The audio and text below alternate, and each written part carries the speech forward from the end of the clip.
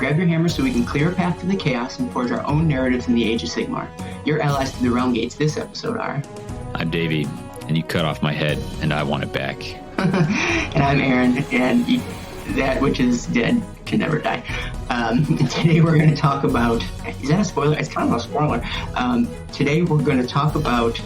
Actually, it's the opposite of a spoiler, because that... Well, all right. We're going to talk about Skull Throne by Jake Ozga, I assume it's pronounced. But it's a fun little short story. We're going to dive into it in a second. But before we do... Hey, Davey, how are you? I'm doing well. Just got off work this morning, but we had a pretty decent night, so ready to chat a little Age of Sigmar lore, and the fiction. Best thing to chat about. Did you dodge this? How long has it been snowing? I noticed it's snowing right now. Did you get out ahead of that? I did. There were some plans to get out with the kids today, and I stopped long enough to fuel up the car. And I was like, it is awful out here because it is bitterly windy and cold. And so I think we're just hunkering in for a day of video games and board games. My man, my kind of day. Yeah. Right on. What the real parenting success is to train your kids up to be board gamers so that they can break into some of these games a little earlier than it says on the box. Sure, I can't wait. I look at those age ranges longingly. I have a calendar just counting down the days until 7 to 11, or I don't know, whatever. But I got this baby. God, I'll be an old man by the time he's old enough to play games. Dragging you down, yeah. Which is not to say I'm not an old man now. All right, so question for you. Yeah. If you'd be so kind. Tell me about what you've been up to in a hobby. Maybe the last hobby that you've done. Maybe a game that you've played. Maybe a book that you've read. I'd love to hear what you've been doing since last we chatted. I think since the last Pocket Realm, I did got my Grimwatch done, but that came up in some of the big story phases. So we'll leave that to the side. A couple books I read were Cloud Cuckoo Land and This Is How You Lose the Time War, both of which I thought were super excellent and would recommend to just about anyone. Cool. Right on. You know. And then hobby-wise, I'm trying to decide what warband to paint next because I may end up going to Adepticon for the Grand Clash there. If the world's still not on fire, or maybe it gets on fire by then. I'm nervous. I 2 years ago was the first one I ever signed up for. Obviously, it got canceled. Last year got canceled too, and so really chomping at the bit to go. It really got it in my head that this is something I wanted to do. It's weird to think that I will, maybe not crush, but whatever the step below crush will be if it gets canceled as well for something that I've literally never been to. So I know a lot of other people have a lot more riding on it than I do. Cool. Right on. In terms of what I've been doing, so I think last time anybody in the story phase I talked about, we finished the Scasewald Hunt. Now I'm working on what are the wolf dudes in Underworlds? Snarlfang, Rippus Snarlfangs. Yeah, Rippus Snarlfangs. I thought, oh, cool, it's only 3 models. That'd go quick. That's not how it works. There's just as much like surface area on any of these things, regardless of how many dudes there are in the range. So, yeah. We'll plod through, and then that'll be all. Every grot thing I have should be put together at that point, and then who knows after that. And in terms of what we're reading, I guess I'm reading still Paper Menagerie that we're doing for book club. Probably 5 or 6 short stories in. That's coming up next week, maybe the week after. I can't remember. I'm liking it. I'm digging it. Some stand out more than others, but so far so good. And it'll be impressive if I even get half of a book read for book club. So almost unheard of. Go me. I mean, again, if you look at the history of the book club, I'm still in the green. I'm in the black in terms of books. Really riding those early days. I'm really coasting on my previous account. But if that doesn't sum up Aaron, what does? I was going to say, coasting on our previous accomplishments, the Aaron Bowler story. I'm not ashamed. I'm not too proud. All right. But that's enough of today. How about we hop into the story phase? You want to take us there, lead us there? Sure. The story phase. In the story phase, we delve into the stories, characters, creatures, and environments of the 9 realms.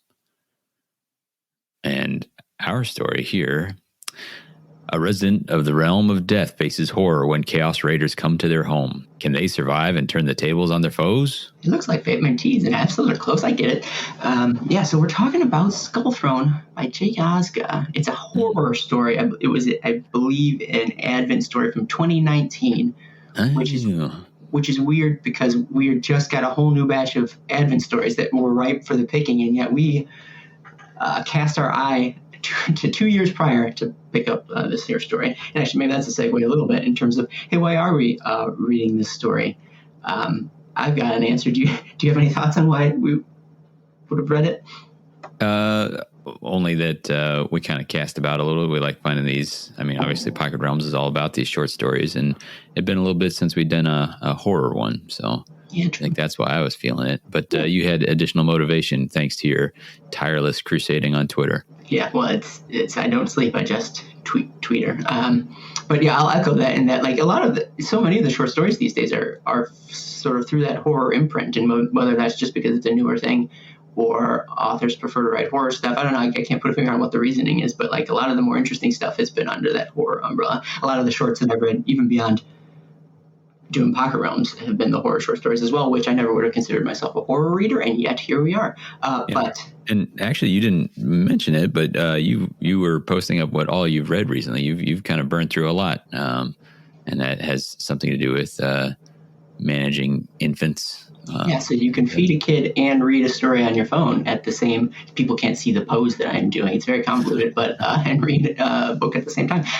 And it helps to have short stories because you can read a short story in the amount of time that my slow eater son gets through a bottle. So, I was recently focusing on. Actually, that's a good point. Yeah, that would have been more worthwhile talking up at the top. Is that I did churn through all the Richard Strachan. Damn it! Now I'm never going to get it right. Short stories that he had written. He had written so many horror shorts that I didn't know existed, and so I've been more reading a lot of his more recent stuff. But I think he got his start with Black Library and a lot of the horror anthologies, and I just one after the other ran through them because I love to. I'm a completionist at heart, and if I can read an author's entire catalog, I'm going to do it. And some of them were really good. Some of the best ones I've read, which again is sort of a. I mean, he's right up there in the Black Library authors. I think we've mentioned that. So I need a little more Richie S. in my fiction reading. Richie S. Okay, I'm gonna call him that, so I don't have to muddle through his last name anymore. It was a softball to you to try and give you another option. So. I appreciate it. So those are really good. Back to why we're reading this story. I'm sorry, Jake. Essentially, there was a conversation among Black Library authors online about Twitter followers and Twitter follower numbers. Jake was bemoaning the fact that he's got so many Twitter followers. I don't know how many, but I bet a whole pile of them. But it didn't feel like to him that any of them were buying his books, and I took that personally and decided, you know what, we're gonna cover one of his short stories. I asked him. He said, he recommended this one. I said, okay, and here we are. So I'll tell you what, I'm not above getting direct influence from the Black Library authors themselves. Line up, my friends, and to tell us which of your stories you want us to talk about, and we'll be happy to do so.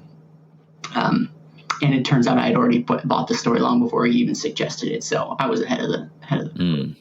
So that's that. That's why I was all about it, because it was some gentle nudging from outside sources. But from there, I reckon we can talk about some more W questions. Maybe we dive into the when. Do we have any insight as to when this story takes place? And you can't hear it, but you can see me shaking my head. Do you have a when?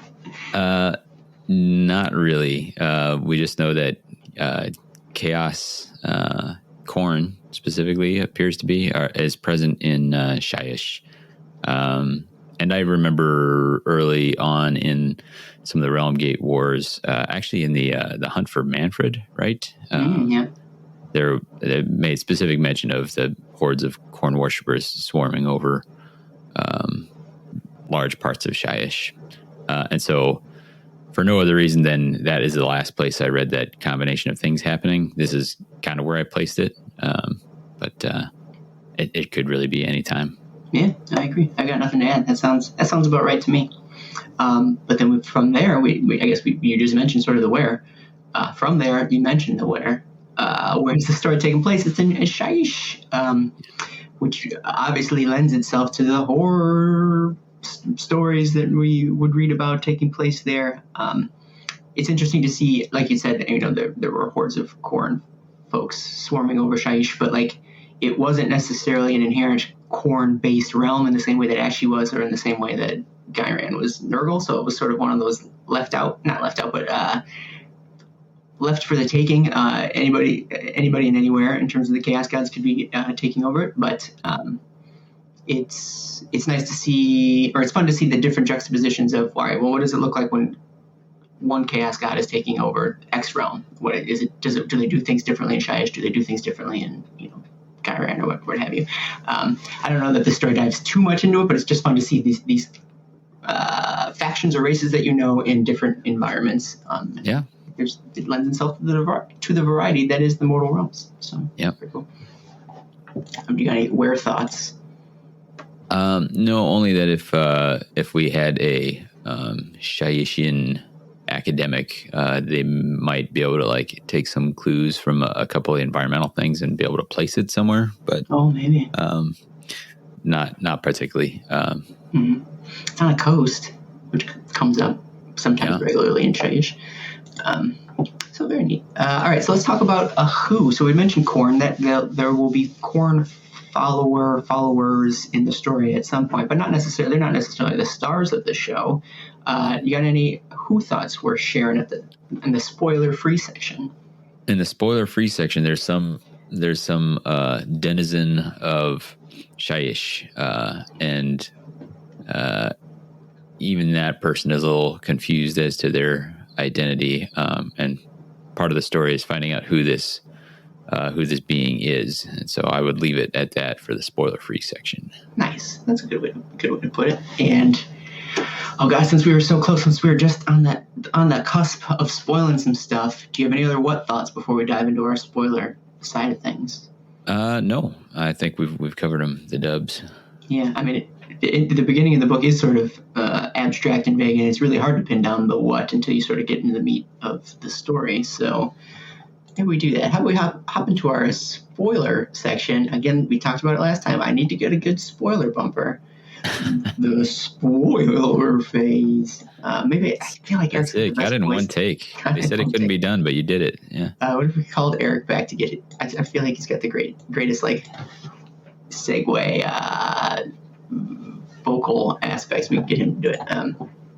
He's still alive, right? He is. I see him sometimes. We're going to spoil some stuff. All right, let's hop into the story. All right, so we are introduced, as I mentioned before, to a vague character, which is a vague way to describe something, but like it's an entity, an awareness, something that seems to be drifting through life, unlife, I don't know, in Shyish, around their what was or is currently their home. And so like we get a lot of this inner monologue of this creature. I don't have the words to describe it because you don't necessarily know exactly who or what this is in the beginning. And sort of following through their dreamlike state of existence. David, how did this introduction to this character, how did it hit you when you first started this story? Because they sort of jump you right into it. So I actually read this story twice. It's short enough and we thought we were going to get this recorded several weeks ago. And so I read it there and then reread it to get it fresh again. But when I was first reading, I actually reread a few times. It's like, am I missing something that, it was, I was not sure whether we were reading about, a girl, a young woman, or the ghost or spirit of one. And, because that you're in Shyish, that instantly kind of raises some of those questions. There's some sayings they have, I crouch among the grass and become invisible. And like, literally, or like, and so that kind of ambiguity was kind of a great hook to grab you in right away. I enjoyed it. And I enjoyed thinking about like, what if we did have something from the perspective of, a night haunt that wasn't sure they were a night haunt. And And then, like both options were interesting. A mortal living in Shyish is always a hard thing to imagine as well. It was one of those things where I'm like, I'm not sure which way we're going, but I'm looking forward to whichever way it goes. In some senses, I had no idea where it ended up going, which is the point of it. While you're sort of left in this mystery, and it's kind of a fun, different type of mystery, and it's not a whodunit. Like part of it is what happened here, but it's also very much who is this? That's a different type of mystery. You're sort of following this character in and out of like dream states, which again sort of lends itself to like maybe it was a ghost. I think around this time she starts recalling some aspects of whether it's her previous life or her actual life. She's constantly mashing up, what is it? She's taking like herbs from around this homestead that she's in, and like taking them to sort of numb. Is it some sort of pain, sort of some numbing some sort of existence? I mean, obviously she's sort of drugging herself at this point. Specifically with something from Murgast root, Murgast root, and that also too much of it will paralyze or kill. She's being very careful with how much she's giving herself. Sure, microdosing. So, bad stuff. I'm trying to remember because I didn't read it immediately. Like we said, I read it a few weeks ago. Do we get those glimpses of like the flashback of what we think might have happened to her before her visitor comes? Yeah, she sees three. She describes three kind of warriors that kind of emerge across the fields, and one's dragging an axe, and another is carrying a head, and one's actually dragging a young girl, and then she sees that young girl, and it's like, oh, it's me. That's right. I forgot about this. This is when they cut my head off. And you're like, oh, you are a ghost. And then she kind of wakes up or goes back to sleep. And you're like, oh, wait, maybe you're not. I don't. But there's this. That's kind of like the precipitating incident. It feels like for her current state, whatever that state is this kind of brutal decapitation, almost casual, right? Like it's not any kind of contest, but skulls is skulls, I guess. So big or little. It's kind of, I don't know if like is the word, but the beauty of being in Shyish is you can replay the image of your head getting chopped off, and that doesn't seem out of place at all in the realm of death. Like in some ways, that doesn't quite give you any sort of insight as to what you're dealing with here yet. Like it still could be anything when you see your head get chopped off. Like it doesn't answer the question, whereas I feel like maybe it answers the question somewhere else, or that it gives it away clearly as to what or who we are. Also, while she sees this vision, she hears this grinding sound, I think, like sort of buzzing through her head as well, that she can't necessarily place. It's burst with these visions and sort of visual and auditory hallucinations or visions or whatever of, she even describes it as a throne of skulls. And it's the grinding of teeth, the grinding of bone under the immense weight of this impossible to see thing. And she talks about a burning eye holding her in silent regard. We are no strangers to death, we who live in his realm. I am no stranger to death, it has always surrounded me, but this is not a vision of death, this is violence. And you're like, okay, I know what we're looking at, even if the other things didn't do. But I thought it was a really cool way of presenting it. This person who doesn't know necessarily what corn is, but gets, so not like, oh, sweet, it's corn, or oh, bummer. They're like kind of, it feels like a cool show, not tell moment for me. So, well, isn't it nice? Like that's a certain type of irony. I can't remember. I can't call back to my high school English classes enough to know. It's not cosmic irony. I don't know, whatever. The irony of like the reader knows, but the character doesn't know. So whenever those pop up, you just feel so smart. Good job making me feel super intelligent, Jake. It's the Leonardo DiCaprio meme where he's pointing at the TV. Oh, I know that one. So that's always fun to get. So I believe it's soon after these visions that she sees of the time where she got decapitated by what I think we can assume are corn followers. Mm. Again, out of the mist comes, and sort of not in a bit, well, it doesn't seem as if it's in a vision, but maybe it is a vision. She again sees a lone individual come out of those mists heading towards.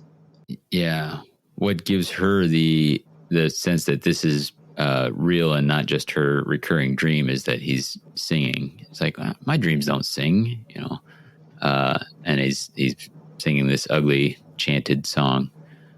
So she kind of figures out that this is real life. Is this real life? IRL. Yeah. And so the idea is that she's constantly trying to stay hidden or stay invisible. She says she's watching this, and so she's kind of stunned a little bit. Like, she's like, should I run? Should I hide?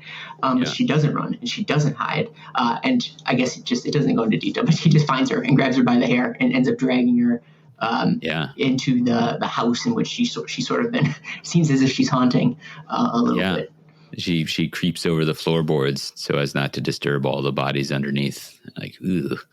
And I like to, the presumption is that they're there from the previous violence, but maybe that's just how it is in Shyish, right? Like maybe there's just always a bunch of bodies under the floorboards or whatever. But then this warrior kind of hurls her to the floor in the house where she's boiling her big cauldron of murgast root stuff. And then when he strides, not stepping carefully, he goes right through the fragile floorboards and crashes down below.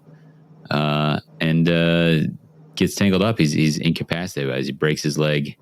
So he's kind of moaning and groaning down there. And that might only be temporary for someone blessed by corn, but she takes matters into her own hands.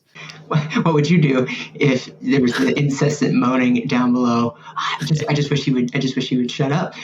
So she takes her boiling cauldron and just dumps it on him.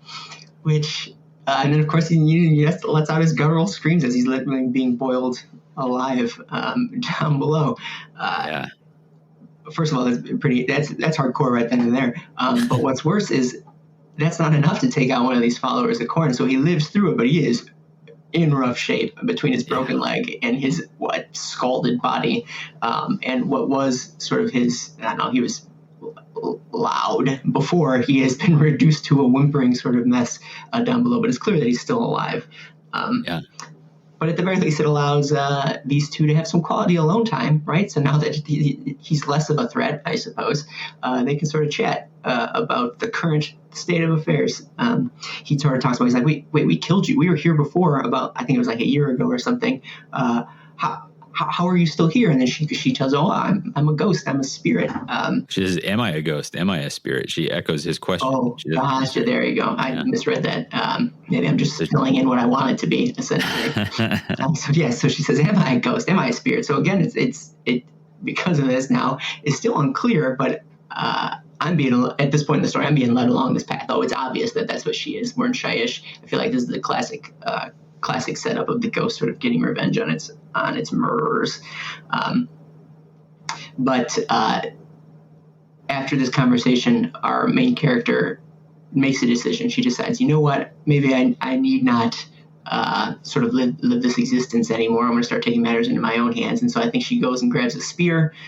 She heads on down. She gets a closer look at this guy. Turns out he's not even that old. Like, he's fairly young. And how surprising is that, right? We're so used to, whether it's shaved head, big muscly corn dudes, or they got big scraggly beards. They're intense warrior fighters. This is a sort of a younger man that she finds down there. Did I make that up? I remember that correctly, right? No, yeah, that's correct. Yeah, fall didn't finish him. The scalding cauldron didn't finish him, but she decides, maybe a spear to the chest maybe is enough to end this dude's life. First interrogating him to find out where he took her head. Oh yeah, good point. Which then sort of kicks off the second half of the story. But it's at this point where we get that crossover from this previous life that we've sort of been following her through, this passive, not even necessarily reactive life, this numbed down life. She decides that she's gonna sally forth. She's gonna leave, and she's gonna again sort of take her own destiny in her own spooky hands and find her skull. So what happens then, David? Where do we go? Well, she's got her mother's spear. She has a bag with some provisions and her herbs. She hasn't consumed her tea in a while, so she may be less confused than before. But she heads off to the shore, and there's a monolith there that she describes with an 8-pointed star, and then something kind of like a skull stamped in it many times. And this is something that's not supposed to be there. The invaders brought it with them. You presume that something like a skull is the skull rune of Korn. And then she starts wading out into the water, and she's still a little out of it. And then she realizes she's hearing the dripping from the head she's carrying by its tangled beard. So she got the head of this guy that she really put through some rough stuff back at her place. But she creeps up on an island where it's an encampment of Korn followers. And she, Navy SEAL styles, just eyes above the water through. Yeah, exactly. Gets in. They're camped out in the skeleton of some great sea creature, which is AOS required, perhaps.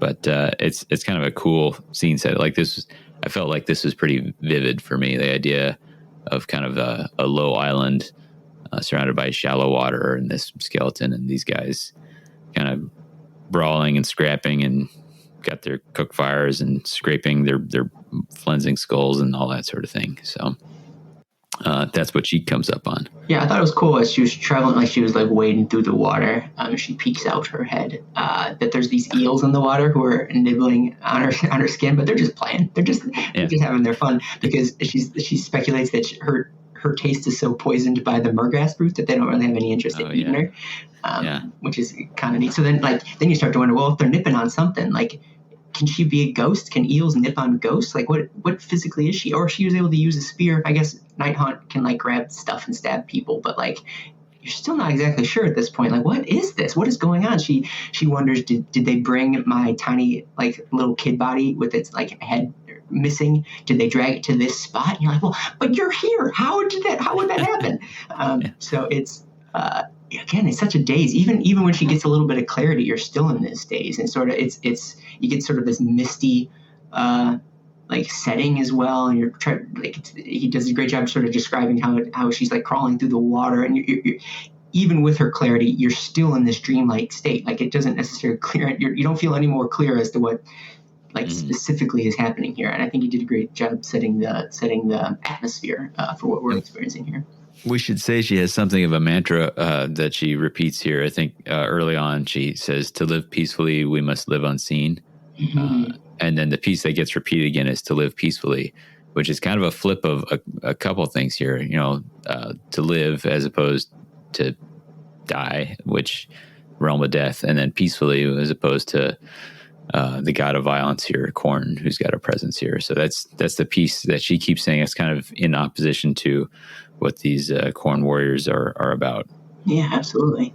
So what does she do? She watches a little bit. We get a scene that they're beating on each other the way Korn barbarians do. But what does she do? How does the action start? Once they brawl themselves to exhaustion, she ends up kind of sneaking in and poisoning the brew with her murgast root.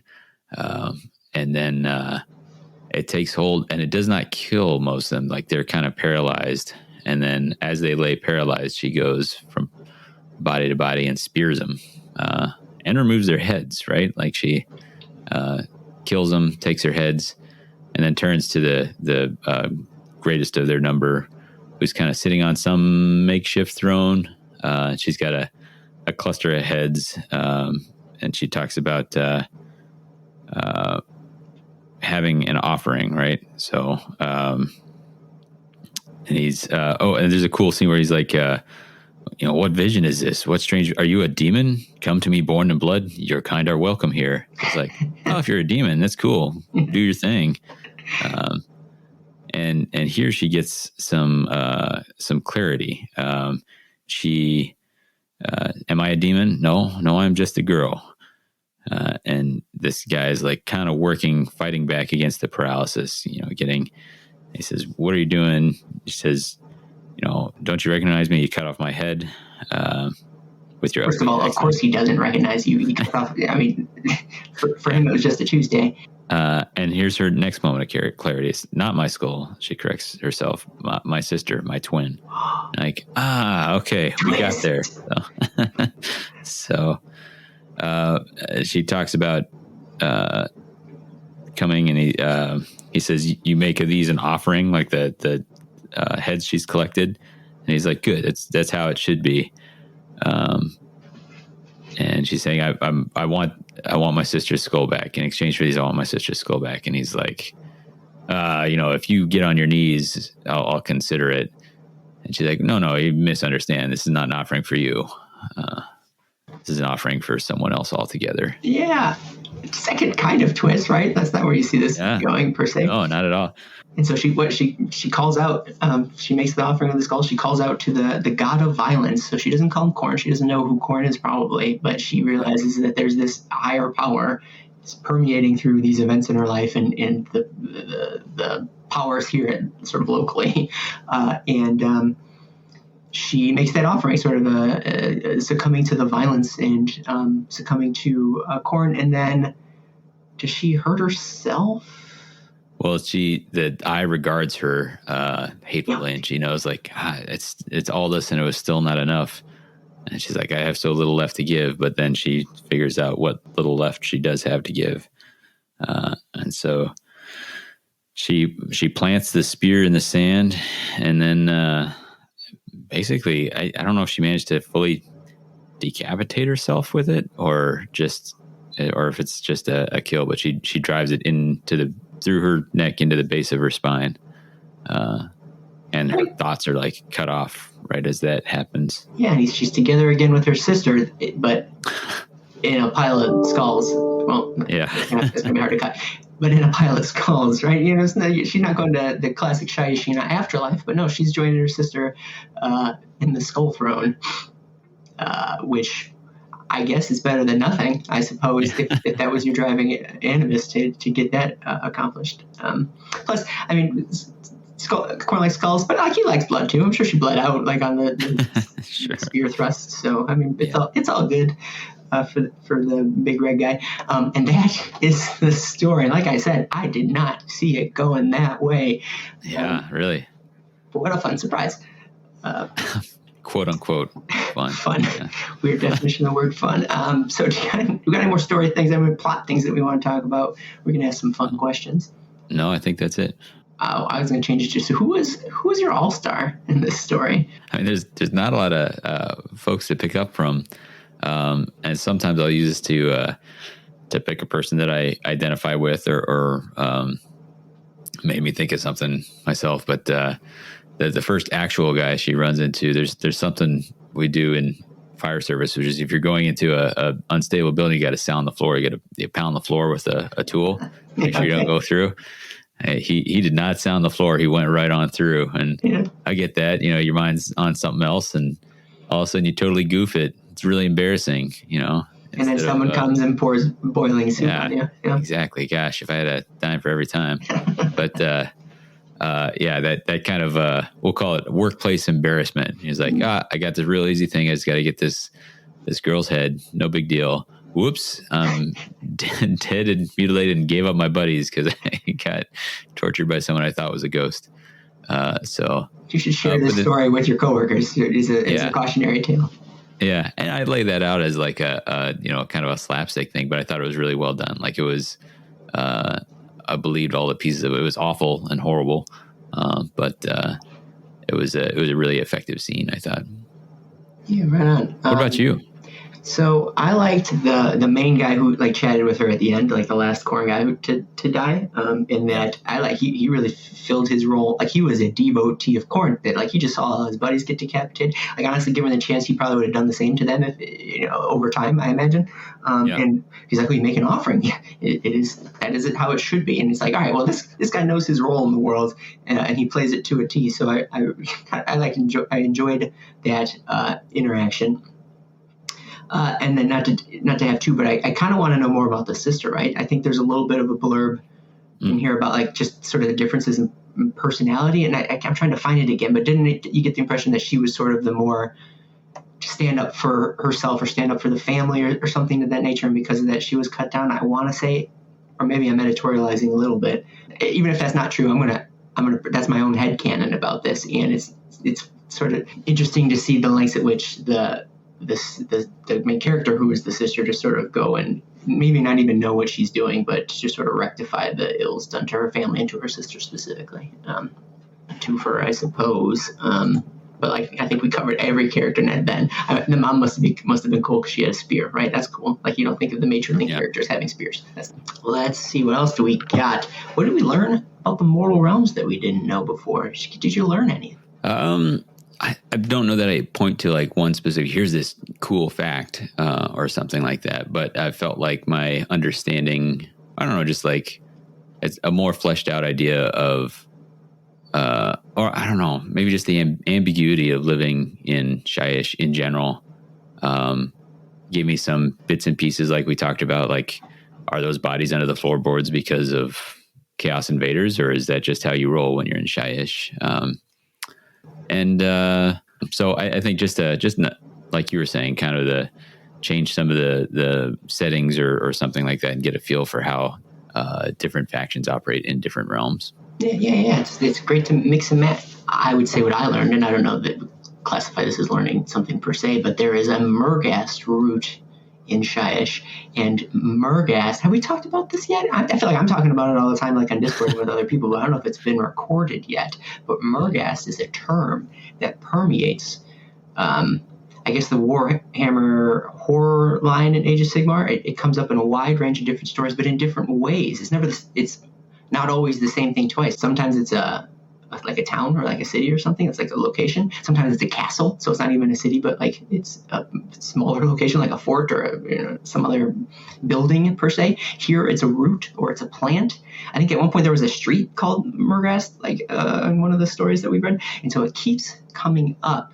And the question is why? What connects them beyond just it being spooky? Because it is spooky. Don't get me wrong. It's very spooky. But why is it? What is it? Maybe that's all this is. Maybe what I've just described is just its sole purpose is to sort of run that through line through Warhammer horror. I don't know, but here's a different example of Murghast that we see it being used, and I want to see more. I want to see the full breadth of it. Maybe I should start listing all the Murghasts out there. You convinced me. I will. I'm going to write them all down. Yeah, some kind of spreadsheet to keep track of what they are and where they came from. Yeah, that goes without saying. And there's no better way to write. There's no way to document it, or better way to document it. There's another one for bingo. Reference to spreadsheets. There's a new novel coming out. Something Hollow. It's maybe I'll bring it up later. But the blurb or like the little promo introduction to it that Black Library listed makes it an allusion to Murghast there too, and it might say, hey, we may learn more about what this thing is, sort of crossing the Warhammer horror line. Now maybe they're just messing with us. Maybe we don't learn anything, but perhaps there's information to be found in this future novel. I gotta look it up. I gotta figure it out. It's called Gothgul Hollow, so we'll see. Maybe I'm barking up the wrong tree, but I think there's something to be discovered in this new book that's coming out in January. It's January right now. So maybe sooner rather than later, we'll find out. That was a long segue, but that's what I learned about the Mortal Realms. Did you learn anything else you want to talk about? No, I think that covered what we picked up. Awesome. It sounded like you had another point. Does it fit into a different category, or is it worth bringing up now? It was more about the liked it or didn't like it. Okay, gotcha. We'll pause there. I'll say this. Do we have any recommendations for other stories? This book transcends a lot of boundaries. I'm having a hard time having a hard time picturing anything that even goes with this one. Did you have any thoughts, or did it remind you of any other stories worth recommending? I mean, I guess the only thing I would say is that it makes me want to read some more of the horror shorts, just because I thought it was very effective, and like you said, Richard Straken's other entries, I'm going to go hunt those down, read them next, kind of double dip, get some more horror and get some more Straken. So get ready to get spooked. I'll tell you what, this is maybe what I would recommend is if this story tickled your fancy, there has been a wide range, we don't really ever talk about them, a wide range of horror compilation books that they just keep putting out. I feel like they don't get a lot of fanfare, and they should. They're often mixes of AOS and 40K, but it's worth picking those up, because I think it's a cost-effective way to get your dose of horror short stories. So there's the Invocations compilation, there's Anathemas. There's two, I can't even list them all. There's the Harrowed Paths. There's the Accursed, which I think this book, the one that we just talked about, is in the Accursed compilation. And so, if you want to get your dose of horror, those are I think the best way to get at them. The Richard Strachan stories that I was reading, a lot of them are from those compilations, and I think a lot of Jake Ozga's stories are also in those compilations. He's in Invocations, he's in Anathemas, he's in the Harrowed Paths. So I would start with them. There's way more than I even realized, which is wild because I feel like I realize this sort of stuff typically. But give those a look-see, and I don't think you go wrong. I think you'll be happy with your decisions. I think so. Cool. So those are our recommendations. Maybe we do a little bit of a review. Davey, what do you think of this short story? I liked it a lot. I'm a little bit of a sucker for an ambiguous premise that kind of resolves itself to some degree. It doesn't even have to do so fully, although, and this left, you had to read a little bit between the lines to see exactly what was happening. And I like that. I like being allowed to do a little pondering, a little bit of work. And what I really like, and I think what makes the horror setting good for this is, like, when you think about trying to live in the mortal realms, like, it is pretty horrible, right? Like, horrible. Whatever realm you like, if you live in, Gur or Gyran, everything's living there is trying to also kill you. Like, it's rough stuff. Like I think life is rough. But what this did well is it brought it down to, really, I mean, I say low stakes. Obviously the stakes were high for the characters involved, but, it wasn't like the fate of the realm or the fate of one of Sigmar's new founded cities or an entire Dawnbringer crusade or something like that. This was like one person and their family that was already gone, and a little revenge story. And I think I really like it when the stakes are kind of dropped down sometimes. Like if the stakes are always all the way high, then they're never high. Like there needs to be some difference in scale and scope, and that's what this sort of story does for me. I thought he used some nice. He did a good job with his sort of metaphors and language. I thought there were some turns of phrase that I really enjoyed.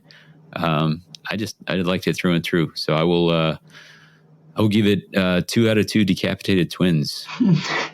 Oh no. That's a rating I never thought we would use.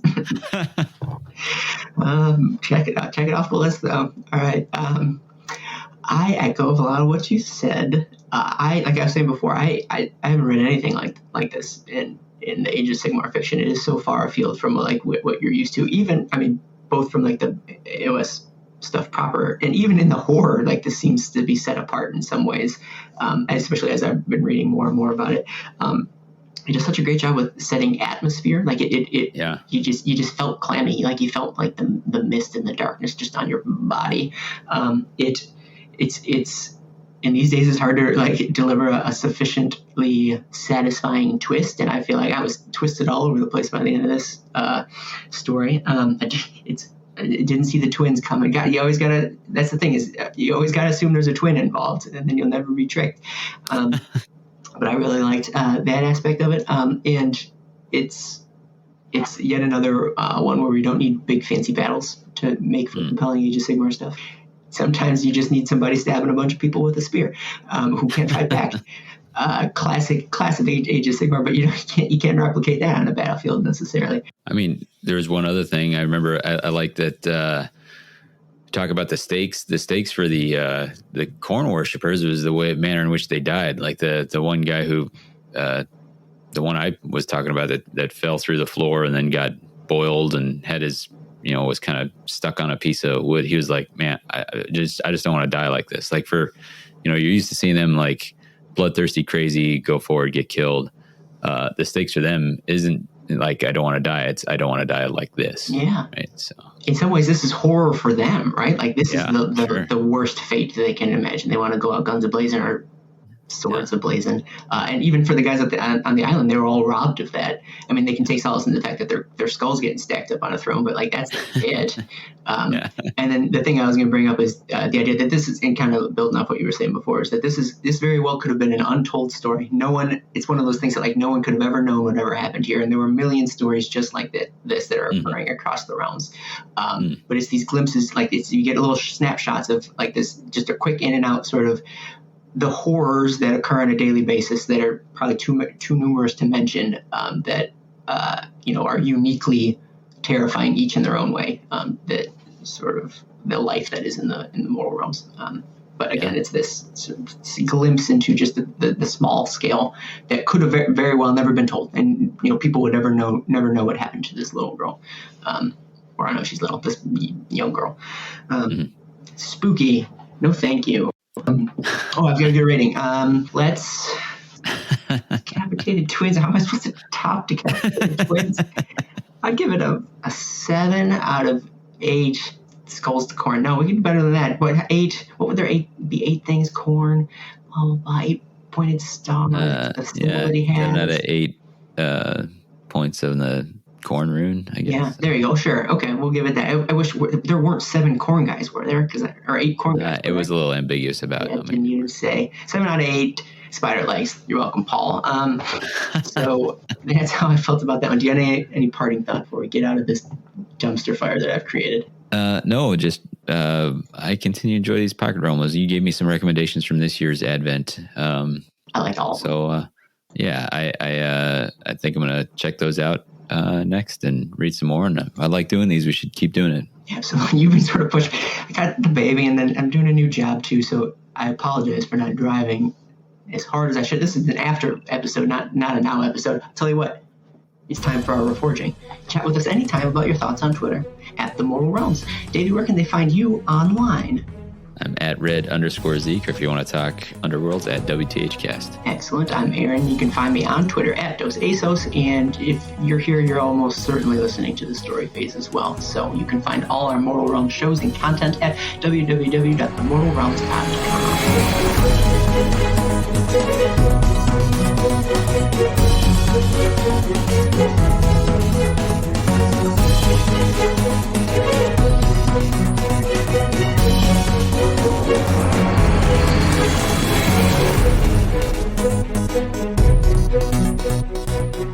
Hey everybody, I'm Aaron. You're the listeners, and this is a Pocket Realms Anthology. 3 episodes about 3 short stories in the Age of Sigmar. Now that we've got that squared away, if you're digging what you're listening to, and if you made it this far, I'm pretty sure you are, hang on to your butts because you've got a couple more coming up.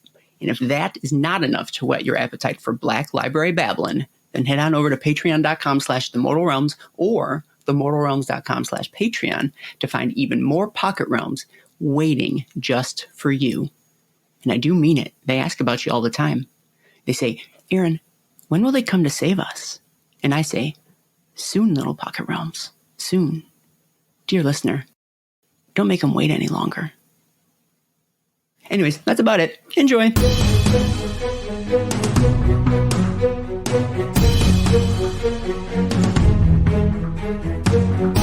Welcome to the Pocket Realm, a Mortal Realm short story phase. Grab your hammer so we can clear a path through the chaos and forge our own narratives in the Age of Sigmar.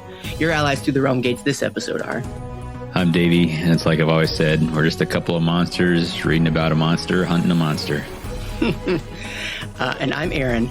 I'm gonna pause here because this is gonna take some ramping up. I want this to sound good on the episode. So here we go. The Monstar game, I'm telling you. Pass me the rock, now I'm headed to the basket. Get up on my way is what you better do. My tactics is unsportsmanlike conduct, you better ask it.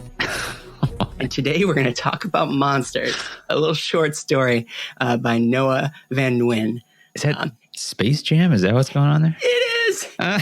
Good job! Oh, man. When I think monsters, I think Monstars. All right. Where my brain goes. It's hard to find it. It's not on Spotify, man. It's hard to find it. They're probably in my parents' house somewhere. Probably still have that soundtrack, and I'd love to get it because most of the songs aren't on Spotify or like would it be on cassette or compact CD, disc? CD at that point, yeah. Oh, ooh la la. To show my age, we went for like my friend's birthday party. So it was out when I was a school age child. I grew up in Chicago, big Michael Jordan fan. Very formative movie for me. Yeah. After this, want to do a Pocket Realms on Space Jam? I do very much, and we can lace into the new one. Ooh, not good. Hey, but we're not here to talk about Space Jam. We're here to talk about some awesome Age of Sigmar lore. But one more thing before we do. Hey, how you doing, Davy? I'm doing great. Good. Got a little bit of time off work. Got some hangouts happening, and it's good. I got to play some games last night. That was refreshing. Ooh, I had sounds refreshing. Yeah. So, how about you? What's going on? I'm doing A-okay, doing just fine. It was chilly for a while. It still is chilly now, but it also was chilly before, which is true because I walk test to school, and so I'm an inside kid. That's kind of my jam. So I have not taken to this cold weather environment at all, despite living in Wisconsin for a very, very long time. I would love if you could tell me tell me what you've been up to. Maybe some of the last hobby that you've done, or games that you've played, or books that you've read. Give us a glimpse into what you've been doing. Well, games wise, I've been playing some Rivals matches locally, and they're delightful. I like them because it feels like I mean the test is like, is it because it's intended to pull in players who are not familiar with the game and don't have to go through all the deck building. But it's really fun for me to find a way to use all these cards that are not optimal, and to try and understand how the deck fits together when you haven't gotten to, custom pick everything in there. So I quite enjoyed my experience with it. So that was cool. And I'm reading a couple books my sister sent me over break. I don't remember the last time we talked, but I'd read this, but This Is How You Lose the Time War. Just read that. It was an excellent read. And working through Harrow the Ninth, and it's part of, I think, the Locked Tomb trilogy, maybe now quadrilogy series, whatever you say. It's maybe not my favorite ever, but it's so different from a lot of things I've read. And I think the author is very talented. Tamsin Muir, I believe. I think she's from New Zealand. So very cool. And I may put it forward to our book club, the first one, see what people think. So. Nice. What was it's? I heard, maybe I'll cut this, but the blank the Ninth. I feel like I've heard the Ninth before in a title, and it must be this book. Or are there other ones that are something the Ninth? So it's Gideon the Ninth, and then is the first one, and Harrow the Ninth is the second. Gotcha. Okay, so I knew that there was something that. Because I didn't recognize the first word, but yeah, I see. So it's come up on lists and things that I've must read. I think it's pretty impressive. It has a lot of different tones going on, and somehow it doesn't trample itself by switching back and forth between those tones. And I appreciate that. It's quite a feat from this author. So very neat.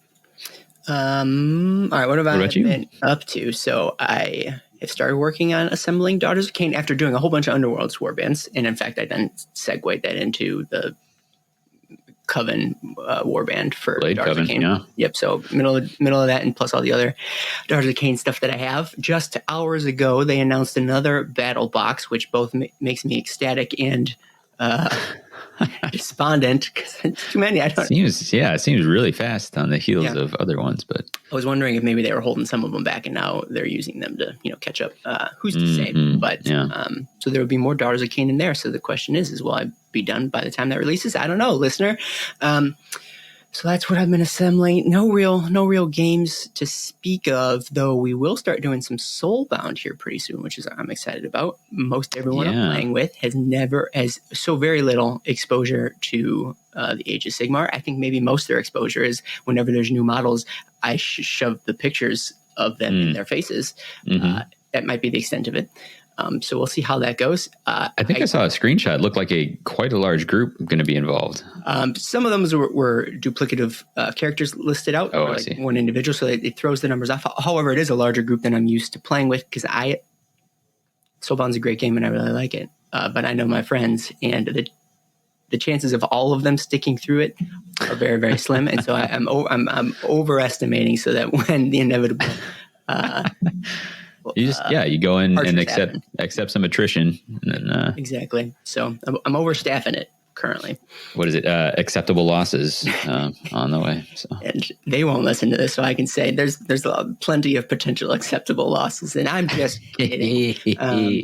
And then as far as books I'm reading, I just fired up. We're reading All You Need Is Kill for book club, which I've been dragging my feet on getting started. Though I guess we did just sort of pick it. I heard it's pretty quick too. So. Yep, agreed. So I saw the movie a long time ago, so it's a good. I did too. I thought it was pretty good. Yeah, we're right. So that's that. Enough of that. Let's talk about what the listeners came to here to listen to. Sure. Listen about. Dang it! Nope, that was a mangled sentence. Let's jump into some Age of Sigmar lore. Let's talk about Monsters by Noah Van Nguyen in the story phase. Hey, Dave, you want to do the story phase? The story phase. In the story phase, we delve into the stories, characters, creatures, and environments of the 9 realms. While tracking an elusive greater demon in Shyish, Indrasta is caught in a trap with an old mortal enemy of Sigmar who challenges her perception of what makes a monster in the mortal realms. It's actually whilst tracking, so you're gonna have to do the whole thing. Awkward. How about I'll give you a few whilsts, and you can. I can pick one. Whilst. One of those is gold. You just have to find it. Yeah, well, I'll just have to sift through the whilsts. Hey, so you are like when I imagine you editing, you just kind of dress up as a prospector, panning for gold. Well, you see a big here. beard and there's gold in them dar waveforms. I was gonna say that. All right, so we're gonna stay spoiler free for the time being and get through some W's, both wins, but also questions. Why are we reading this book? I can't remember exactly. I feel like maybe I pitched 1 or 2 stories to you in my pitching. What spoke to you about this one? I think I knew that you're reading another book by this author and you're excited about it. So I said, if you're excited about this author, let's do it. So, and then also it felt like doing something from this Advent would be a little more timely than not. That's exactly right. So last episode, we dug 2 years deeper to an Advent story. It seemed ludicrous. And so this one, we figured we'd catch back up to a more current Advent timeline. But you're right. I was on a Van Nguyen kick. I'll save that for a recommendation later. He's only got a couple stories, but what I've read have been really good. So he's also a fairly new author, at least in terms of the Age of Sigmar stories that he's writing. I think he maybe had a 40K thing or two previously, but he's new to me. Yeah. And this is the short stories are a great way to showcase new authors, and Pocket Realms are a great way to showcase short stories that are showcasing new authors. So it's a closed loop. And one final thing that I liked about that is that it pretty clearly takes place in the now. I feel like there's the stories that we have are the stories that take place in the current timeline of the Age of Sigmar are relatively few and far between. We're getting more as time goes on. But I'm always, everybody knows I'm always on that cutting edge. I'm always on the front lines. And so it's what everyone always says about you. Saying it constantly. I wish they'd stop. So that's another reason why I wanted to pick this one up. All right. So moving right along to some whens, and I was just touching on this, but when does this story take place? David, did you get any hints as to when this was occurring? Yeah, it had some obvious signposts. The fact that Indrasta is there is a sign that it's post Broken Realms, and then there's references that firmly place it post Broken Realms, Age of Beasts. Indrasta, we know, is out there hunting Kragnos. Is kind of her reason for being these days. And so that means Kragnos must be loose as well, or is likely to be. Mm-hmm. I enjoyed this. I enjoyed the fact that it was given a time more than I would have guessed. I was like, oh yeah. All right. Like, I don't know. It made it feel that little bit more consequential. It's not a thing I need by any stretch of the imagination, but it was cool. Like, it give you a little more to chew on, I guess. feel like there's been plenty of stories that we've read recently that haven't had a confirmed place in the timeline, and I don't think any of those stories were worse for it. But when we're given that information, I like it. At one point, somebody also mentions what happened with Morathi here in this story, so that has sort of occurred in common knowledge as well. So it's after all that. So if you folks are looking for stories that are in the Age of Beast, here's one. We're serving it up to you. All right, how about a where? Where does this story take place? Again, I'll ask you. Where are we at? Shyish, and I don't know if it's more specific than that, but I don't believe so. I mean, they maybe talk about a realm gate that might have been important, but I've never heard of it before. Maybe they didn't even give it a name, but it somewhere in Shyish. It doesn't necessarily inform the story all that much, except for the fact that in some ways it points out that we're sort of in an afterlife, which is what Shyish is made up of. So that's not inconsequential, but it is sort of tangential to the story that we're being told here. But yes, Shyish. And then finally, who? We talked about Indrasta and all the baggage that comes along with her. She's hunting Kragnos amongst many other things. I mean, she's not so single-minded, focused on one quarry. Query? One question? Query. Into a quarry. And so, but she's got time to hunt all sorts of things. And she's on the hunt here as well, though it turns out she gets diverted at some point. And as the little blurb up above mentioned, she does come face to face with some sort of ancient character that I think we're going to get into more. I should hope so. Yeah, all right. Finn, done. Get into more in the rest of the episode, but so as to not to spoil it, maybe we'll leave that vague. Do you have any other who's that you want to bring up? I think that's about it. I think anything else is kind of spoiler territory. So agreed. So let's get off the leash a little bit. Let's run wild. Run roughshod on those spoilers in the spoiler phase. Dang it. I keep talking about this. What's she going to do when Spoiler Mania runs all wild on you? The spoiler phase. You guys can't see, but I got real with a fist and everything. It was great. All right, let's jump right in. I'll admit, right out of the gate, maybe I was talking about it before, and that Injustice doesn't really do it for me. Like I don't necessarily consider her the potential for an interesting character, at least going into this story. She's Sigmar's huntress, seems kind of one-dimensional, likes killing stuff, and that almost seemed confirmed for me as I started reading this story. She's at the head of these anvils of that Heldenhammer and Shyish. Those often go hand in hand, and they're fighting through waves of enemies. She's hunting this Lord of Change, and I'm like, oh, this is a killing a Lord of Change story. It's full of monsters. Hence it's in the title. Blah. Yeah. Okay. Yeah. I mean, I'll be honest. I got the first, half page and I was like, okay, I think I know what this is. And then I'm not feeling right at this minute and decided I'd come back to it later. And I'm glad I did. Right. So it does take a time because it does not remain long in that territory. So. And with a story that features like Tzeentch a little bit, you should be prepared for twists and turns. But of course, it's not even Tzeentch that's causing the left turn in this story. But let's not get ahead of ourselves. We'll get there. Injustice flying around. They're in a flying V formation. She's got prosecutors behind her. They're going in for the kill. Night Venator's in there somewhere. Yeah, it was fun. I like that. I mean, it's always the age of the Stormcast Eternal Army I want to do is the one where they're all flying. It just seems cool. Aerial assault. Yeah. They're getting in close. She's diving. She can't pull up. Prosecutors are getting picked off left and right behind her, but she's leading in the fore. She's got her sights on this Lord of Change who's casting spells and doing nonsense in front of this big realm gate. Doing nonsense. Yeah, doing nonsense.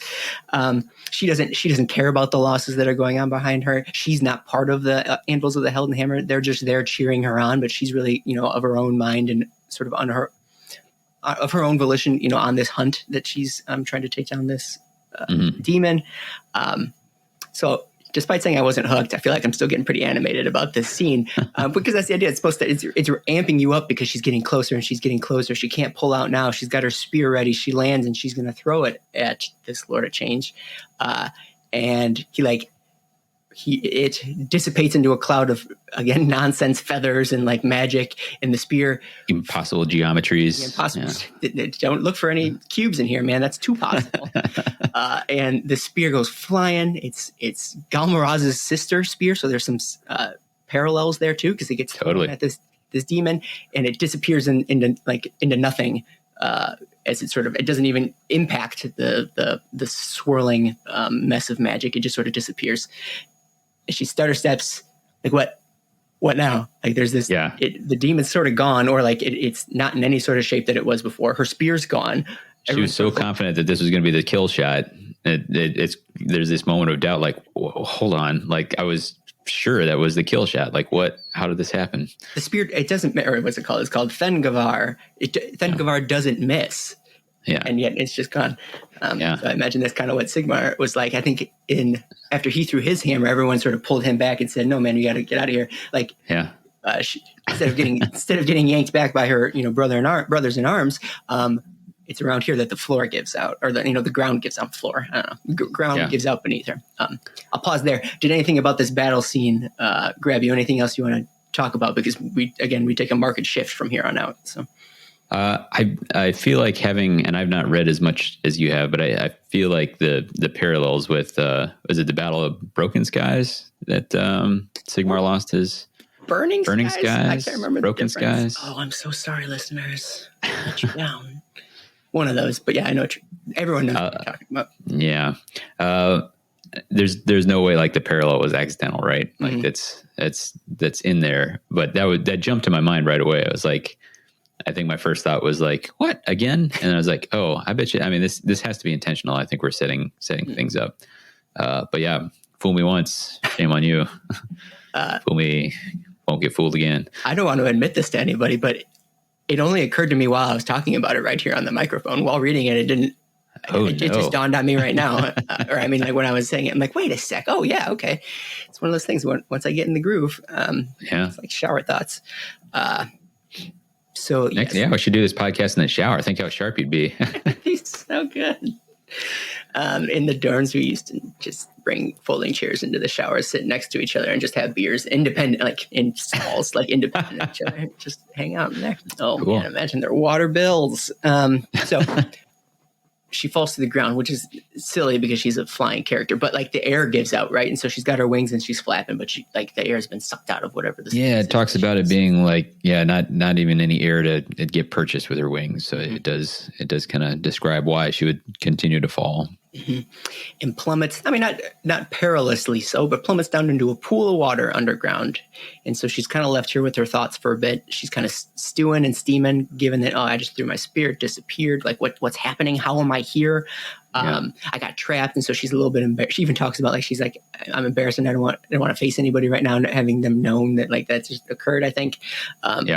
Maybe I'm editorial. Well, there's like, I got to get back so that the to complete this, so that the anvils up there don't sacrifice themselves in vain. Like they're holding this line for her to complete this job. Yeah, and she can hear the fighting going on. The screams and the rocketing of lightning, so she can tell that. I mean, she's kind of needed up there too.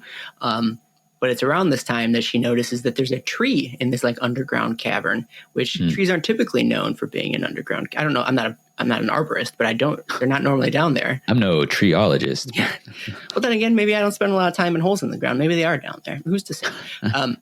And then that tree sort of guides her attention to, it's not only a tree down here, but actually a little camp has been made below the ground, and it is being populated by, that's a weird way to phrase that. Occupied by? Yeah. That's better. A large, I mean, man, but there's more to it than that. He's covered in like a coal, or like she's got like charred skin. He's massive. He's got some sweet black braids. There's cracks underneath his char, and it looks like he's got like bronze skin underneath it. Super long mustache. Yeah, right. So, I mean, I should have led with that. That's the best part. It's hard to even notice the other stuff when faced with the mustache. So he's described in a way that I don't think I've ever seen anything in the mortal realms described this way. No. It's one of those things, as they introduce something, you're like, well, the character witnessing this being is unfamiliar with what it is, but I probably know what it is. And then as you read a little more, like, nope, I don't. I do not know what's going on here. Was he tall too? Was he like giant-esque or ogre? Big boar of a mortal, like an ogre son. Ah, that's what it was. All muscle and just enough fat to provide protection from a good blade.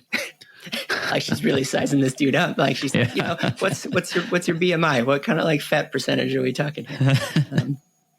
And his eyes were what she most noticed. There's smoldering red gems enchanted with formidable magic. Oh yes, and there's a moment. It's like, hey, who are you? Who are you? And it's almost like immediately they get into a verbal sparring of words. Well, the first thing he says before they even kind of lay eyes on each other, he says Sigmar. Mm-hmm. Like this is somebody who, I mean, probably most of the mortal realms are familiar with Sigmar, but his first thought is Sigmar is here, which is an interesting hot take to get when somebody first shows up.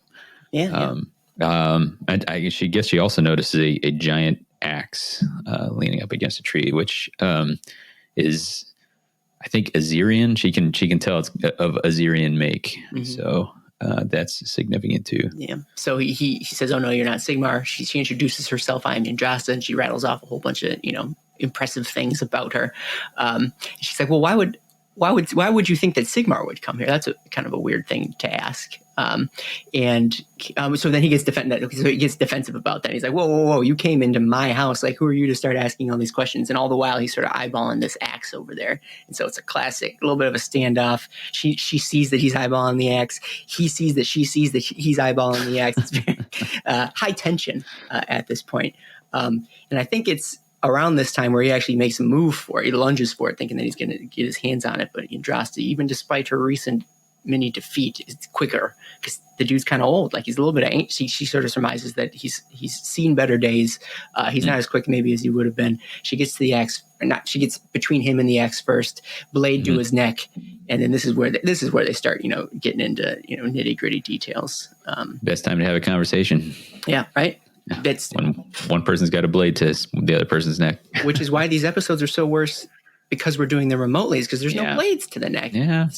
We're really missing out that crucial element to conversation. So, do you want? So, what do they talk about, Davy? Lead me into it. She's focused on that she needs to get to back up. So she's kind of driving at this. She somehow recognizes that he's someone named Voyi, Voyi. Voyi. She knew well the legends which surrounded it. And she had spent months hunting the Anomia, which, did we say that was the Lord of the Change's name? No, but the best time to say it is at the beginning of a story phase, and the second best time to say it is now. So, as an aside, I really love that name for a Lord of Change. It's very cool. Anomia, I believe it's a term that's when you can't quite think of the word, it's on the tip of your tongue. Oh, I didn't know that. I just thought it was a fun mouth syllable thing. No, I mean, and to the extent that I bet you at some point when he was thinking of, when Nguyen was thinking about characters, might have come across that word and he'd like, I'm going to file that away as a cool demon name, So. He's had that one in his back pocket for a while. Carry on. But so she knows, and this is something, this is 100% new to me. But I'll kind of read off a quote here. He's trying to get her to go away. He's like, you burst into my house or my home, clad for war. She's talking about, she recognized him. And then when Sigmar's pantheon still ruled from Highheim, the gods had champions, mortals who fought in their names. Sigmar chose some fated few to lead them, as he would later choose a Stormcast. They received his blessings from Gungnir the Maker and the God King himself, eyes wrought from earth fire or enchanted flesh to resist the dark power's corroding touch. So this is like some sort of precursor to the Stormcast. This guy is some like precursor race or creation or some such. Or maybe he was given gifts in the same way that the Chaos Gods give their followers gifts. Is the parallel I drew. Like, and then he's remembered as he's not. You are the unremembered one, which but he's the unblessed, the traitor whom Sigmar entrusted the defense of Sigmaron in his hour of need, and who betrayed him. And then Voyi is she says, I'm one of the few who actually does know about you. And he kind of freezes and he realizes that, oh, this person's close to Sigmar. And that gives him pause, makes him fearful. Which, as you can imagine, if he's known as the betrayer or the traitor, then yeah, probably he's not excited to happen upon somebody. But what's significant that she remembers about him is that he defeated the Anomia in the Age of Myth. And she wants that information from him. So that's what she wants to do. What? Yeah. Perfect. Yeah. Let's work together. He is uninclined to work together. And the bulk of the story is him giving plenty of reasons as to why he's uninterested in helping the Stormcast take down the... I mean, what's the central thrust here is that he's trying to remain hidden. Like he fears retribution from Sigmar, who has been known to get angry about things, as we all do, right? We all do. And his point is like, I'm not going to tell you how to, like, if I tell you how to beat the Anomia, then you end up going back to Sigmaron and letting Sigmar know that I'm still out here somewhere, and then I'm in trouble. So I'm not going to give you information that is going to help you get me found out. And what's worse is she's like, "Yep, that's true. That is correct." Yeah. And so it's this sort of battle and the tug of war between the two of them. Sure, her trying to get the information out of him, sometimes trying to make concessions, but like realistically not being like, you did what you did, and it's going to be my duty. And so she thinks about, well, what it would feel like if she does sort of bring this guy into Sigmar, even if she can't figure out how to defeat the demon. You know what? Screw it. Maybe this is an even bigger prize. But then at the same time, she's like, well. But what if I don't? What if I fail? Like, what would Sigmar's reaction be? So it's a lot of internal turmoil in Andrasta's head, and then external turmoil between, the back and forth between the two of them, which maybe we get into this later, but this does color Andrasta's character a little bit. I wasn't super jazzed on her before, but like we're getting a little bit of character development, or like getting nitpicking through what makes her tick. Which I think. I mean, early on in a couple spots, it talks about she lived for the hunt. That was the only it's all she was there for, and that's the sort of thing where I'm like, like less interesting. But you're totally right. Like here, this conversation kind of draws out some more pieces of her. There's one when you talked about her considering killing this guy and bringing his head back to Sigmar. Specifically, she has this thought about imagining, and finally, Sigmar's merciless satisfaction as she laid his skull at the base of his throne. And I was like, ooh, like that sounds like the wrong kind of throne. Yeah. I was like, which I think was maybe another clever piece of writing here, because there's some the thrust of Voyi's arguments are that the Stormcast Eternals and the things they fight are not quite so not so different, and you can see that in places. And here, even this thought is like one that you would, if that was something from a Khorne follower, you wouldn't think twice, about like, yep, that tracks. Something somebody from worshiping the blood god would absolutely do. Mm-hmm. Well, a couple of things based off of what you said. First of all, when you said that she only lives for the hunt, and that it makes her, to you, an uninteresting character. Whenever any character is, I only live for the blank, then I kind of immediately write that character off. I'm not super interested if I only live for, a singular thing. And then furthermore, Voyi even makes that point. Like literally, he's like, I bet you take heads, don't you? And she's like, she gives her pause. Like that's different. Yeah.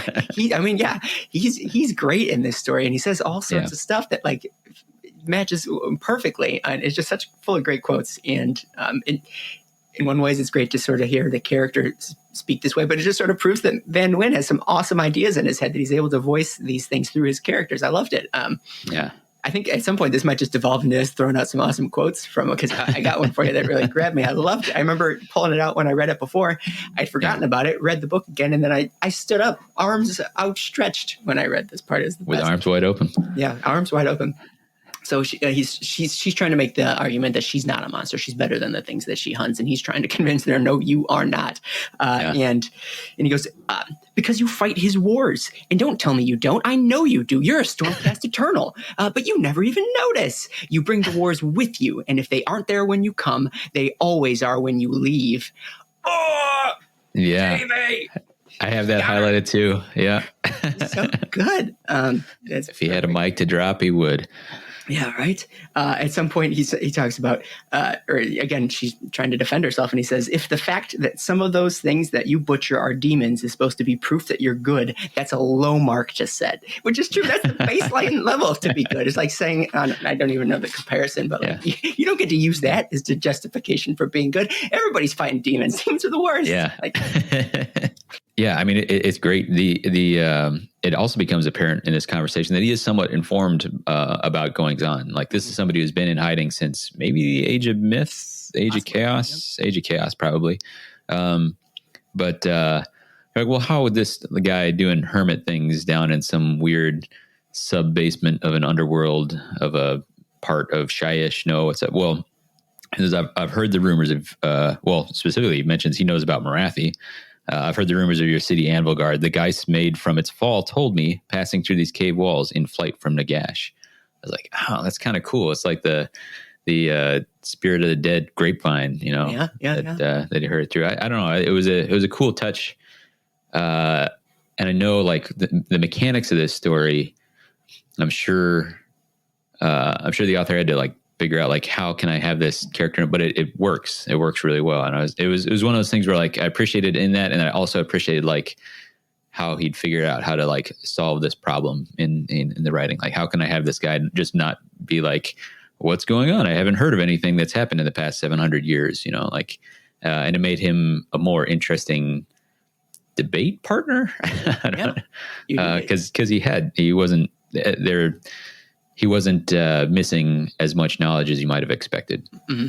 Well, and the reason he even brings Marathi up, because he's using that as yet again an excuse to sort of besmirch Sigmar's name, with the essentially the argument being, look who his friends are, and look who he's cool with. Like, you guys aren't the good guys. Which, I mean, comes up on I mean, we've gotten different.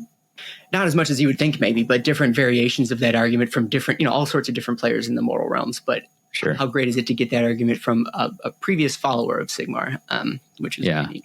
And Andraste is trying to justify it with, like, a sort of eggs and omelets sort of argument. Like, hard choices are required when the stakes are what they are for us. But he really is kind of committed to his stance here, and we'll eventually, I don't know if it's time for it now, but kind of get to where his, like, core argument comes from. And he says, look at the things that Sigmar has sacrificed in order to, do these things that he wants to do. And his argument is, like, he's just kind of picking and choosing, and that's making him no better. He's doing things out of at least some degree of self-interest. And he specifically, it sounds like at some point during presumably the Age of Chaos,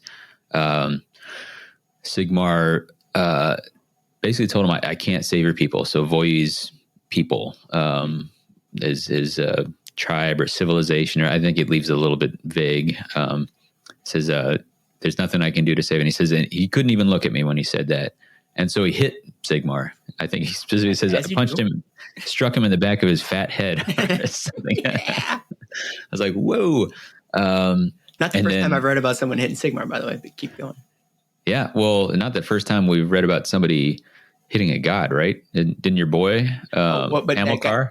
That guy ended up being Sigmar, though. He was in a different... Grungni. Yeah, no, he was in the form of a dwarf, and then he hits him. That's right. Being Sigmar eventually. Yeah. Oh, we're referring to the same thing. Edit out my my bad stuff. Keep all my good stuff in. Anyway. Then it's just a one-person conversation. What? Oh, honed. So I did that. Stole something, and presumably this axe. Basically stole things from Sigmaron that he thought would help him out to maybe save his people himself. So he went on this, like, sort of lost cause thing. Like, if Sigmar won't do it, I will. And and then he ends up, this is what the last of what remains of his people's underworld. And he talks about, like he failed in his attempt to save them. And then he was hidden out in this underworld, and his people slowly filtered through here. And now they're so far gone that this underworld is presumably diminishing. It seems like even the underworld itself. So like even the even the after image or the memory of his people is starting to fade out almost entirely, which is pretty tragic. It's I thought that was pretty well put by him. And he goes again into talking about Sigmar. He's exploiting the realms. He talks about look at Sigmar on all these marble statues. Talks about marble from I'm going to get it wrong, but marble from Gur and gems from Shaman. And you didn't think those really all came from Azir, do you? And he uses the resources of the realms just like he uses the people. Just uses them. Or basically, he sees the people of the realms as a resource. Yep. Yeah, exactly. Including you, Stormcast Eternal. Mm-hmm. And look at that. He's taken souls. Sometimes he doesn't even wait until you die. Yeah. And snaps you up and makes you look like himself and sends you back out. It's a pretty compelling argument. This guy's had a lot of time to kind of form the thesis of his argument here. I feel like every good argument there is to have against to be anti-Sigmar is uttered in this short story. I couldn't think of more if I had to. So he's conclusive, and it's sort of a complete argument. Anyways, back to the underworld part. He doesn't go into it in his sort of explanation of his life, but we know that underworlds exist as long as people believe in them. If you start believing in one, all of a sudden it just springs up out of nowhere. But I imagine the opposite would probably be true. If there's no one left to believe in it, the underworld's going to sort of disappear. And so he's the last one standing, so to speak, both alive or dead, because all the ghosts of it, I think he said the ghosts of his fathers and sons have all passed from this place as well. And whether they got absorbed from Nagash or he doesn't specify necessarily where they all went, but it's still here because he's still here, and he's still here because it's still here, so to speak. So it's very much a forgotten corner of the realms, which is very and part of that then does give Andrasta a little bit of pity to him as well. She over the course of the conversation can kind of come to the conclusion that he's not as imposing a figure as she initially thought. But even when I was talking about before, he is older and he's sort of been beaten down, and she starts to pity the guy. He is broken down here. And I think that maybe starts when she makes that realization. I think that her intentions or her goals maybe start to veer off a little bit. Maybe that she starts to reconsider some of what she was, planning on doing down here. Yeah, I think it's. I don't know that he, strictly speaking, wins her over with the argument, but I mean, she's making this argument that there are hard choices out there. There's collateral damage, and I think at some point she sees him as some of that collateral damage. At some point, so maybe his to some degree he was successful in moving the needle, but she and then they actually end up fighting because despite the pity, the axe was flying out of nowhere at one point. And because she gets briefly there's a screech up ahead, she looks and she's like, "Voy," and all of a sudden she can hear the rush of wind as the axe is coming at her. It's like, "Oh, bold move, man." Wanted to ask her a question, and this thing is he was making progress. It seemed like, or he was there were cracks in some of her facade in some ways. And I guess he was going to take advantage of it. So she dodges the axe. They get into a little bit of a tussle, and then although he's still very strong, she gets the edge on him, and I think she loses her sword. She loses her sword, but she gets the axe, right, and it's over his head. Not to rush to the end if there's anything before this, stop me, but she has the axe raised, she's about to do it, but then she thinks better of it and decides not to. And whether it was that act of mercy or I don't know what, so they were both essentially in some ways trying to maybe win each other over, or at least show each other the flaws in their argument. And it's at this point where maybe he sort of concedes and says, "You know what, fine, if you're not going to kill me, I'll just tell you." And so he gives away the secret to defeating the demon, which is to say, well, you've already beaten it.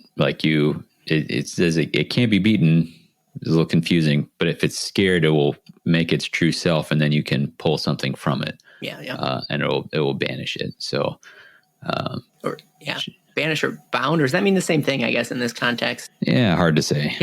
Doesn't matter. So again, they come to this truce in some ways. Like he's like, all right, fine, you've already won. When you go after you go defeat the demon, and you go tell Sigmar what you know.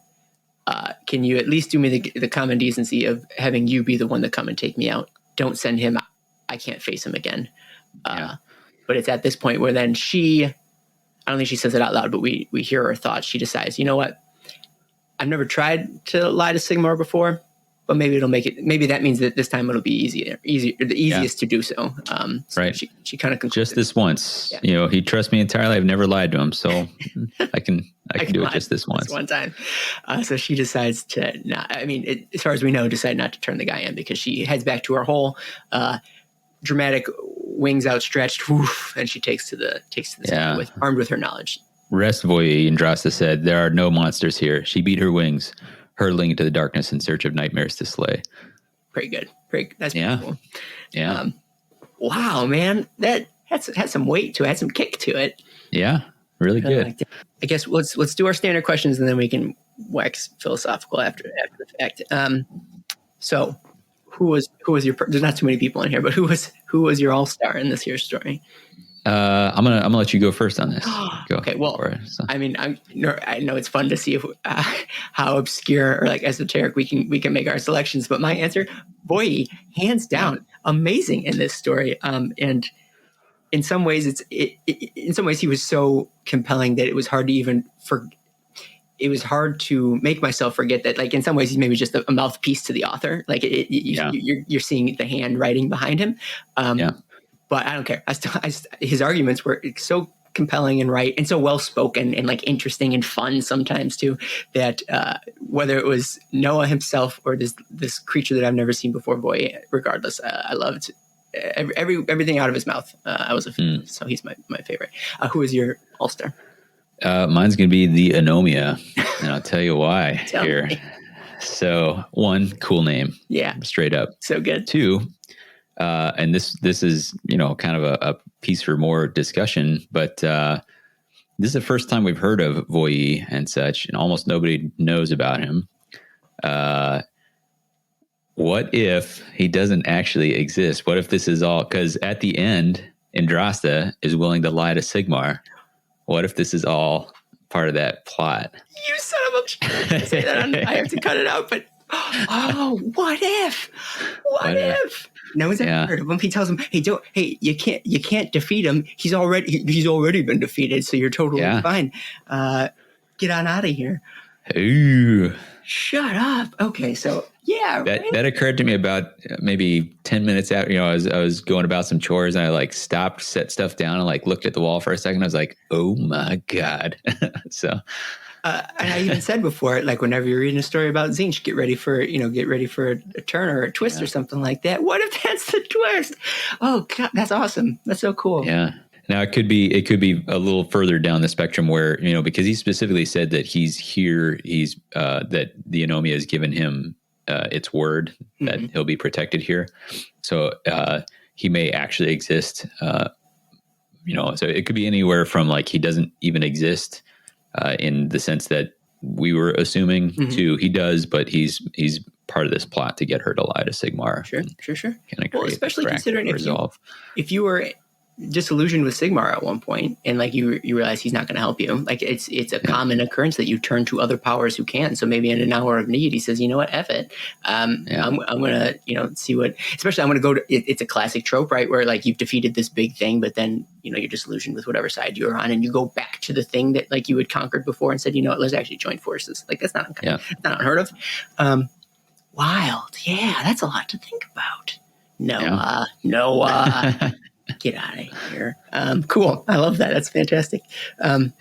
What did we learn about the mortal realms that we didn't know before? I was going to say that there are these champions from an age of myth, but what if these champions didn't exist? What if they were just a folk story? I didn't learn anything. But let's take it on face value at the very least, that there were sort of these precursors to Stormcast. I mean, looking and acting relatively differently. I didn't know that exists. You'd think it would come up, but that's the beauty of this Black library stuff, is they can scribble outside the lines a little bit. That's and they're specifically like, you know, he's unremembered. Like the history of these guys has been, you know, expunged. Not as unremembered as he would have liked. Or maybe exactly as unremembered as. That's true. Did you learn anything from Zimotral, or learn anything about Zimotral realms? Besides that piece, just the idea that there's the spirits of the dead grapevine there, you know, just the different ways information can spread. I'm not a Nagash fan, but I do like Shyish a lot. Like, it's a really interesting realm. Like this idea that, you know, people are there because they're in their afterlife, but they're also there because they just live there. Like, that's it's one of those things that it feels like it's not ever 100% pinned down. And I don't think it should be. Like, I think you leave some wiggle room in there, and it leaves lots of options open. But I feel like I consistently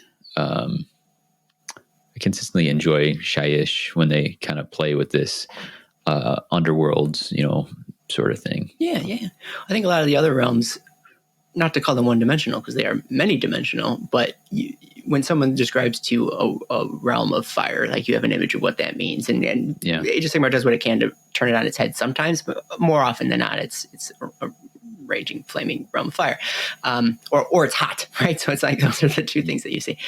Same with life, and same with a wide range of other ones. The interesting realms are the ones where they try and play it in a way that you've never seen it before. Shyish being the prime example, right? Like that doesn't seem as tropey as some of the other ones are. Chaman kind of is another example. That's not as tropey as, like, you can expect. Again, the realm of life is, you know, full of jungles and things. So I agree with you there. Right on. I don't have anything to add there. Now we'll open up. Are there other things that you want to talk about? Any questions that arose? Man, you dropped a bomb on it before. How are you going to follow that up with other things that jumped out at you in the story?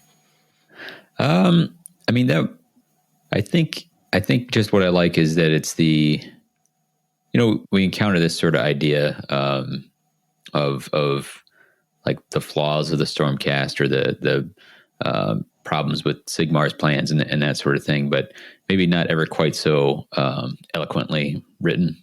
And so it was really, really fun to see that, and also feel like he made some great points, but also that it wasn't like, you know, I don't know, that there's, it wasn't like, okay, the Stormcast are bad now. It was just, you know,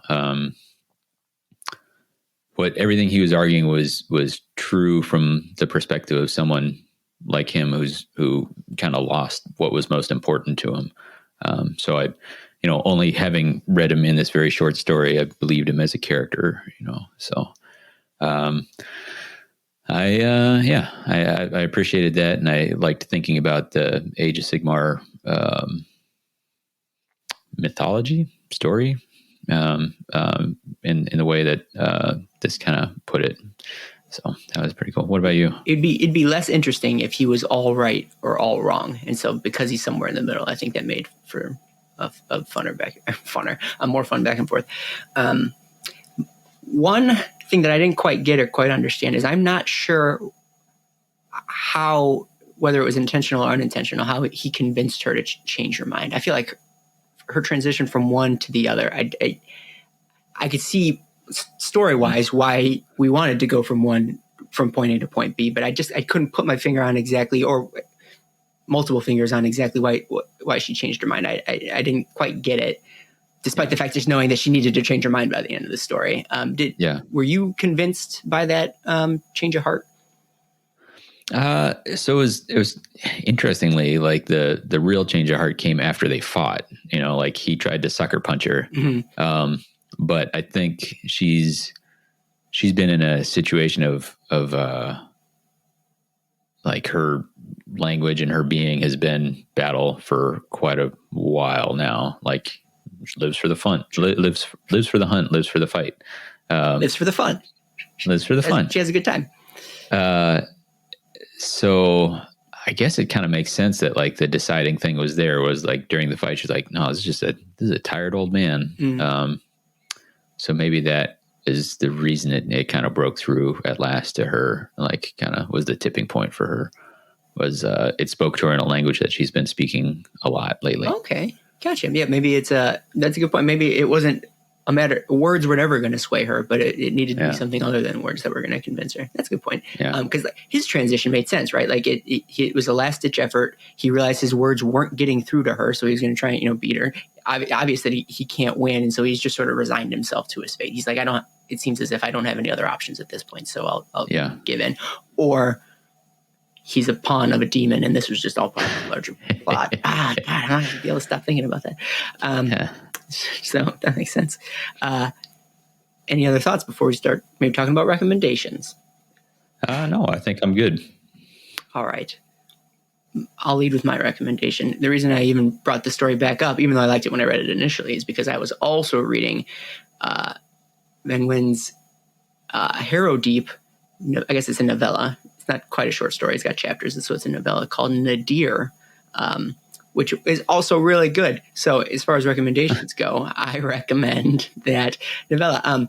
Why? Is because you can definitely see the similarities in not just in writing style, which is obviously there, same author, that makes sense, but sort of philosophical questions, sort of the internal monologue, but not boring internal monologue, like interesting, compelling internal monologue, or grappling with questions and things that are worth grappling with, and not just, am I doing the right thing? Or, I mean, that's been covered so many times. And so I thought it was particularly good. Furthermore, I haven't read anything about Harrow Deep, so it was enlightening on that front, because I don't know the first thing about this underworld and underworld, so that's cool too. But I think it touches on some of the fun, not even just themes, but deliveries that this story does in just a different setting with different characters, which I really enjoy. So I do recommend that one. Did this story inspire you, or inspire any recommendations on your end, Davy? So I haven't read anything else by him, and I don't know much about Andrasta beyond what we've talked about on the podcast and such. What I think, reading this, what I enjoyed was that this had a interesting, or there were complexities to the antagonist, right? And so I was trying to think back about other Age of Sigmar books that I've read that had that kind of complex antagonist. And back to the Black Rift of Klaxis, I think. It was a Josh Reynolds one. I remember enjoying that. He wrote a Khorne character that I thought was compelling, as far as much more interesting to read than I would have expected out of a Khorne character. So I'll throw that out there as a not necessarily related to the specific subjects of this, but tonally maybe. Okay. There's a ton of battle scenes and such, and there's very early Age of Sigmar stuff. So there's a lot of, here's what Stormcast Eternals are and all that sort of thing. But I think I read it when it was coming out as the individual parts. I think it released as like 8, maybe, I don't know. I think 3, 4, 5, 6, 7, 8. Some number of parts released individually and then compiled later. As a Legends of Age of Sigmar, they put it all in one novel, so it's like 8 chapters of that novel. Good callback. Not that I wasn't listening to you, but I totally was. But this story then also reminds me of another short story that grapples with sort of conversation between two individuals dealing with the basically questioning sort of Sigmar's motives, or calling out the sort of shades of gray of how Sigmar operates. And it's the Age of Enlightenment, that Hamilcar short story that I think we might have done a short Pocket Realms on. So listeners, you've probably already read it and listened to this episode, but if you haven't, I'd say go back and try that one out, because I don't want to spoil anything if you hadn't listened to it, but it's Hamilcar dealing with another sort of individual who is maybe disillusioned with some of Sigmar's choices, and trying to come to an understanding. So this isn't, now I'm thinking about it, this isn't the first time we've had not exactly the same conversation, but a similar conversation with characters that I enjoy. So I would recommend that one too if you're into a more cerebral or debate club kind of short story. And that's all I got. All right, I guess we got to do a review. Davey, would you be so kind? Really loved it. I'll go 9 out of 9 parts of Anomia's plan that you didn't even know was going so good, going forward. So yeah. Cool. Yeah.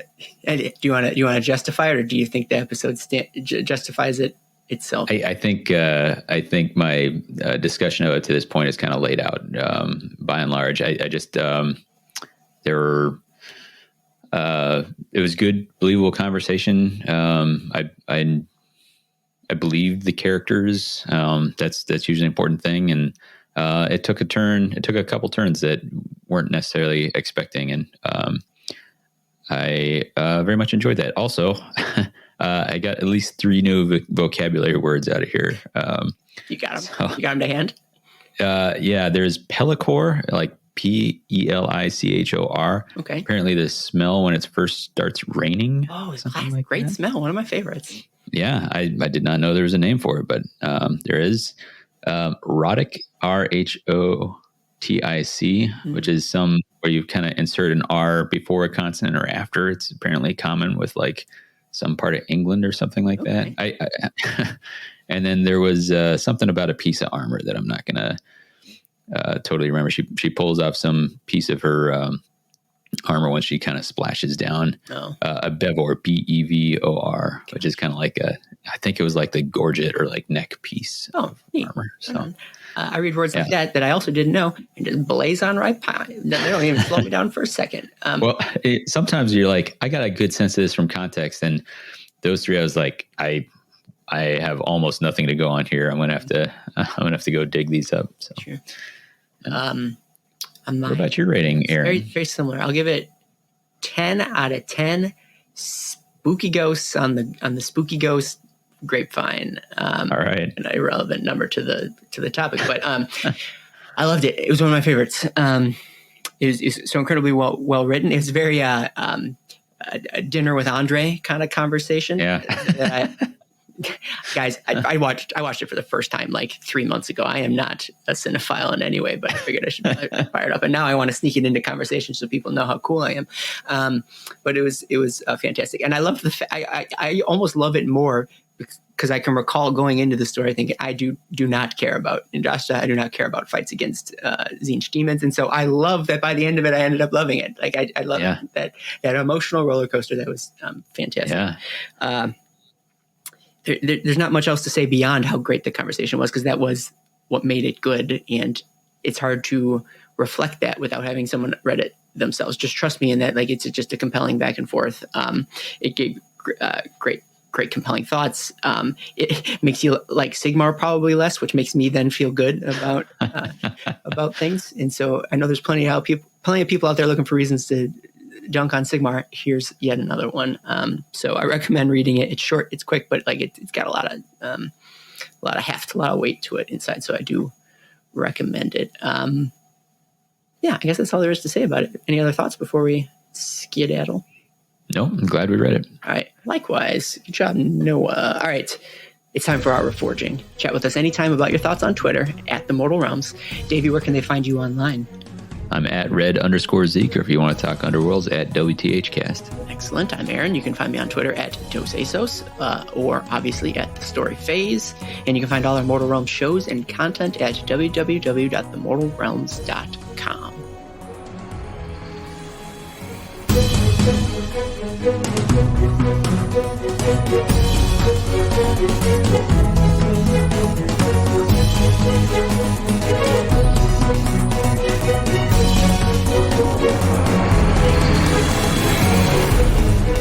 Welcome to the Pocket Realm, a Mortal Realm short story phase. Grab your hammer so we can clear a path to the chaos and forge our own narratives in the Age of Sigmar. Your allies through the Realm Gates this episode are... I'm Davy, and on this podcast network, every day is Krenkha Gorogna Day. And I'm Aaron, and I've got the second highest rating on this here podcast. And today we're going to talk about Krenkha Gorogna by Guy Haley. Yeah, that was definitely the harder part of that thing to say, is the author's name. Oh, goodness.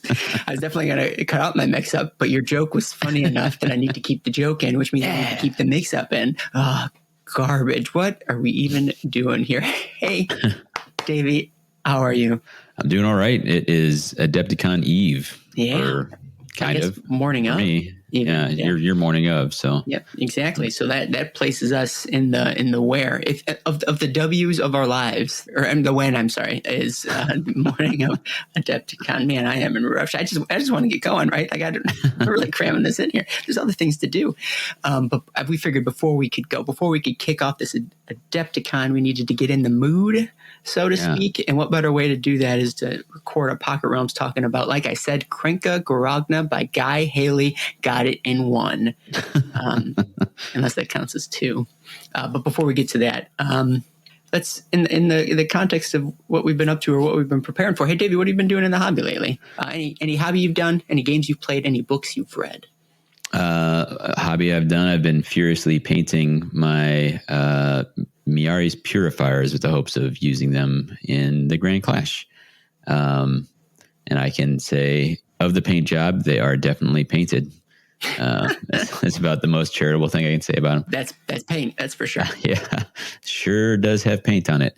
I wasn't trying to ship it in, but just kind of didn't quite execute how I wanted. They're not terrible, but it will not be my proudest moment.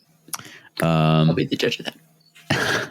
And then I've done, we'll talk about this more, but I got kind of excited about Overlord, so did some reading through, just refreshing myself on background. That was enjoyable. And then on the other side, doing reading. I don't know if you've read any Louise Erdrich, The Roundhouse and stuff like that. So, don't think so. No, it doesn't ring a bell. There's The Night Watchman. My wife read that, really liked it. So I'm working on that now. Very cool. What about you? What you been up to, reading or hobby wise? Yeah, hobby. What have I been doing? I've been putting together more daughter stuff. Daughters of Cain, things. I gotta look at my shelf there. Yeah, still. I'm gonna move on to the Arrow Girls next. I think I'll start. Lore podcast, folks. Yeah, you know the ones. You all know the ones. So I'm just assembling again more daughter stuff. I was gonna say in preparation of Arena of Shades coming out. By the time this episode gets edited. Well, no, this preamble is more the spoiler than the actual, because Arena of Shades is coming, and so I'll want to work through those as well. So there'll be a hefty amount of daughters models in a box on my shelf, never to be looked at again. So that'll be fun. Books as James Workshop intended. Yes. Oh God, I know he's not going to be there, but how cool would it be if he was? I'd want to talk to him. Books. What have I been reading? Oh, I've still been reading the Kragnose novel by David Geimer. Paul really liked that a lot. Yeah, and it is pretty good. I think it may be one of Geimer's best after Hamilcar. Wow. And let me tell you what. I'm maybe 3/4 of the way through, so this may fall on its face towards the end. I doubt it, but maybe it will. It may even be a better story than Hamilcar. It's just that I happen to like Hamilcar as a person more than anybody. Whoa! But plot wise, I think it's pretty tight.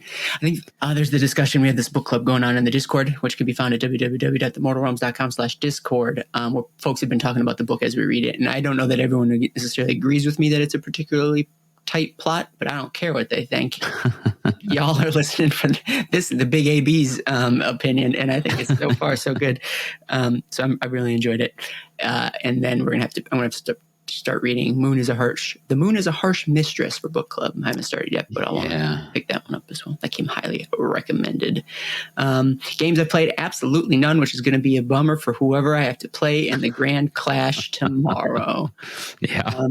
And in some ways I'm like, well, maybe someone will get there early enough that we could sneak in a game ahead of time. But you and Phil are like, you're going to show up almost right when it starts. So there's going to be no time for that either.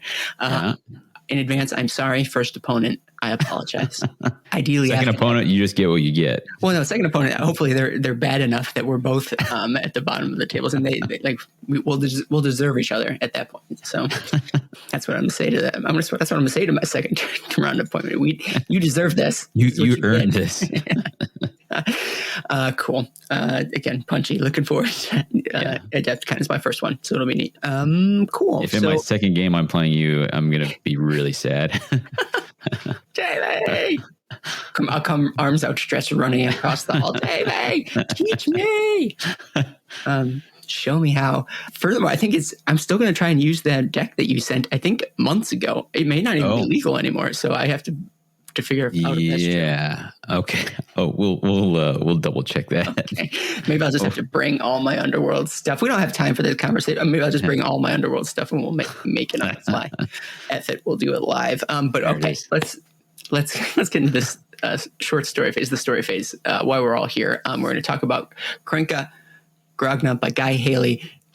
Davy, lead us in. The story phase. In the story phase, we delve into the stories, characters, creatures, and environments of the Nine Realms. Tales of the swashbuckling Caradron pirate Drecky Flint are told far and wide, and if they're not, he'll make sure to tell them himself. Classic. Sounds like some people I know in the mortal realms. So let's do our W's, our spoiler-free section, and we can lead with the why are we reading this? And I think mostly this might come down to you, Davey. So why are we reading this one? Well, I'm gonna reverse that because you read this and said, "Hey, I think you would like this." Did I? Yeah. Oh, okay. Well, okay. So maybe I said you'd like it. I don't know that necessarily means that we're going to do an episode on it, though. Yes, I suppose it probably does necessarily mean we're going to do an episode. Yeah. So just wanted to check it out. It's been a while. I really do like the Overlords as a faction, and so wanted to give a gander to this character since he's in a few stories. I think it's a good sign when the main character's name is like on the cover, like title, blank, blank, blank story. In this case, it's a Drecky Flint story. He's already got, well, I guess this is kind of jumping into the who, but we might as well do it while we're talking about it. So it's like I said, a Drecky Flint tale. And right off the bat, bing, bing, bing, there's been 3 stories about him in the past, like 6 months or so, give or take. Yeah. So they're really, I don't want to say hitting him hard, but it seems like this is going to be a guy. Like this is going to be a dude in the Mortal Realms that we're going to see more of. He's a Krenkha Overlord. He hails from Barak Mornar, which is your fave, right? If I remember correctly. Yeah. That's the Shadow Port, the one that is most flexible with the code. Yeah. They've actually moved their whole skyport and nobody else knows where it's at. Sure. Cool. And they have to like escort you to it if you want to go. Like, right? They like fly you there, which is kind of fun. And so in some ways I want to talk about him as if people know him because he's like the audience knows him because he now has a couple stories to his name. This just happens to be the first time we're talking about him, but I don't think it's spoilers to, give his spiel. He's a captain of this Aisling. Yeah, that feels good. All right. And so he's kind of a gentleman pirate type, or just a swashbuckling, charismatic, a little full of himself type dude. And because of that, we love to read. We love to read about him. So those are all these reasons why I recommended that Davey read it, and thus why we're here talking about him. Let's give a nod to the when. When does our story take place? Did anything jump out at you in terms of placing this in the timeline? I did not. I see you noted that it's at least after the Necroquake, and I even missed that. What made you confident it was after the Necroquake? Yeah. So without spoiling what happens in the story, but there's a story within the story.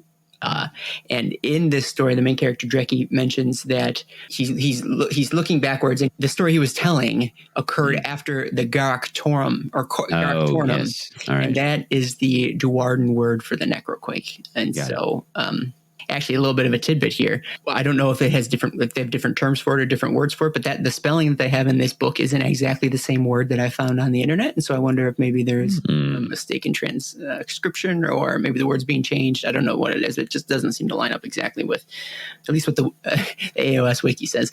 Because I tried Googling it. I'm like, I can't remember exactly what this word meant. And no results popped up, which I understand we're in a niche here, but like typically Google results do show. But I was able to do some digging. And I think either it's just a variant spelling or maybe a mistake, but that doesn't matter. Sure. Hey, Guy, you're fine. Don't worry about it. Yeah. So the story that he's telling occurs in the past, and it happens after the Necroquake. So then obviously the present of this book, that too, by necessity, has to also occur after the Necroquake. And then one other guess is there is mention of Hobgrots in this book. And I don't know if Hobgrots is an example of something that we're just supposed to assume has always existed, and like the characters have always known that they were around, even though there weren't models or like real like lore examples of them, or if the discovery of the Hobgrot places us in like a timeline, and after X, Y, or Z time, people know that they exist now. I'm not exactly sure how AOS is playing it for that race, so maybe it has something. Maybe it'll clue us into the timeline, or maybe it makes no difference. I guess I don't know for sure. Will would know probably. He's a big Hopcrack guy. Cool. Does that all make sense? Do you have any disagreements? You want to fight me about it? No, I think I'm solid on that. I can't believe I didn't pick up the Hopgrats thing. That feels like a thing that would potentially place it. Or maybe they've always known about him. Or not. Yeah. But it's tough to say. But let's take a look at the where, perhaps. This one I'm even less certain about where it's happening.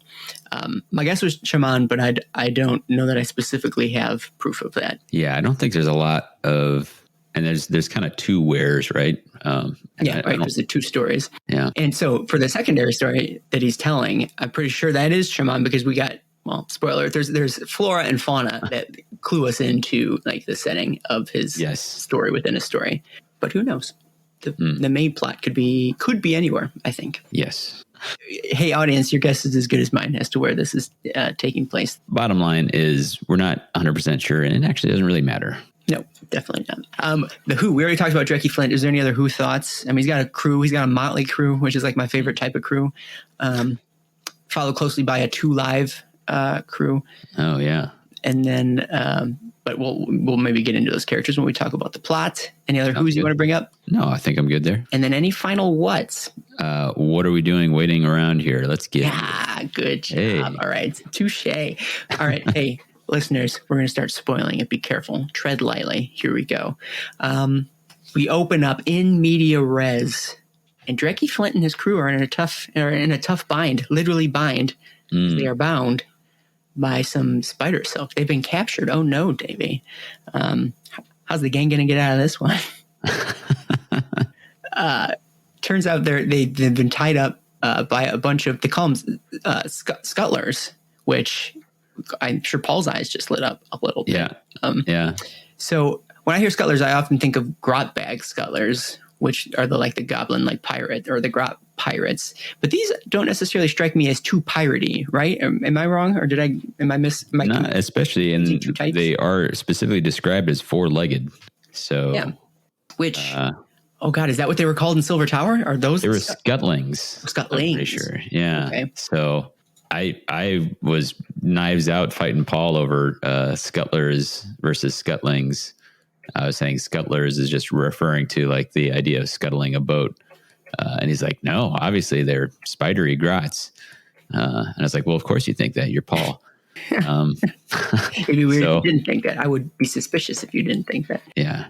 Here it uses the word scuttlers, but then it sounds like they look like scuttlings, sort of. Wait a sec. So does that mean he was right?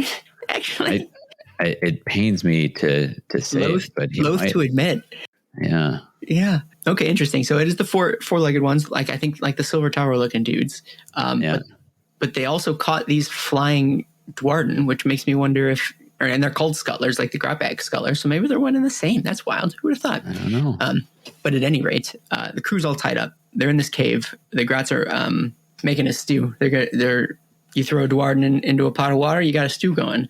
And they're looking forward to having a snack. And the crew is left, Drecky specifically, and a few other named folks on his merry band of ne'er-do-wells to try and figure out how to escape. I thought it was a little convenient that the main characters are the only ones who didn't have their mouths bound. I don't know if you were going to bind anyone. Either bind everyone or at least make sure the captain, the plotters and the planners can keep their mouth shut. But no, conveniently they were left to converse with only the occasional interjection of food, no talk, while they're sitting there hatching and formulating their plan, trying to figure out how to escape. But I suppose if you were a grot, you wouldn't necessarily get the impression that they were trying to plan their escape because the conversation does not seem to be planned in any stretch of the imagination. It's more of an argument. Hey, what do they talk about, Davey? Well, we've got a few people in the conversation here. So there's Adramson, right? Yep, see him. He is a member of the crew. He's really kind of bemoaning their situation. He has that join up, he says, see the world, he says, sort of, fame and fortune. Look at me now. I'm about to get eaten by grots. Classic. Why did I have to sign on with this crew?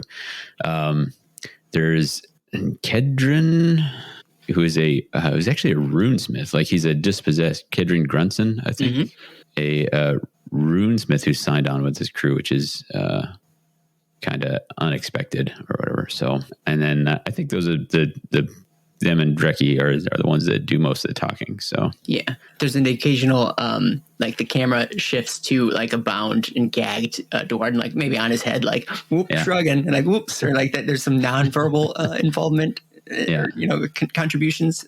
But for the most part, the words are spoken by these three characters. Yeah. Had you read this story before or after the one where they had to find the lost Carrick? I am thinking about it. I guess I read The Lost Carrick first. Like we picked this and then I went and found The Lost Carrick, read that, and then went to this one. Gotcha. Because it gives a little bit of, the slightest bit of insight to Kedron's like involvement, or like it talks about how he's sort of an outsider to the crew.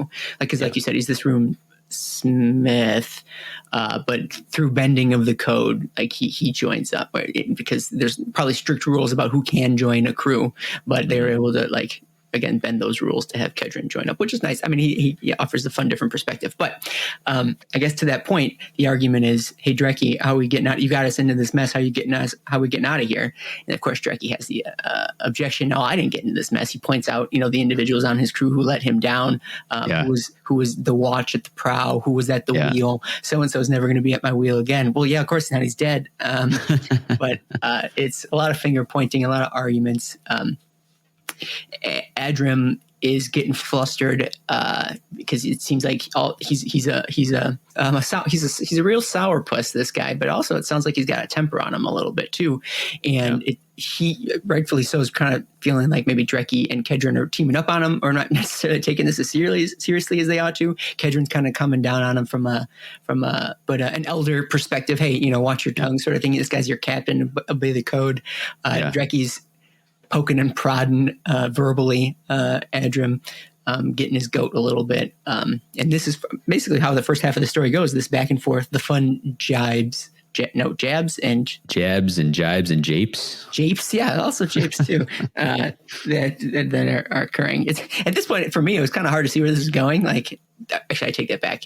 I could see where the end result was because he was dropping clues as to like physically what was happening. But I'm like, well, how are we going to get from there to here? I've still got like 20 more pages left.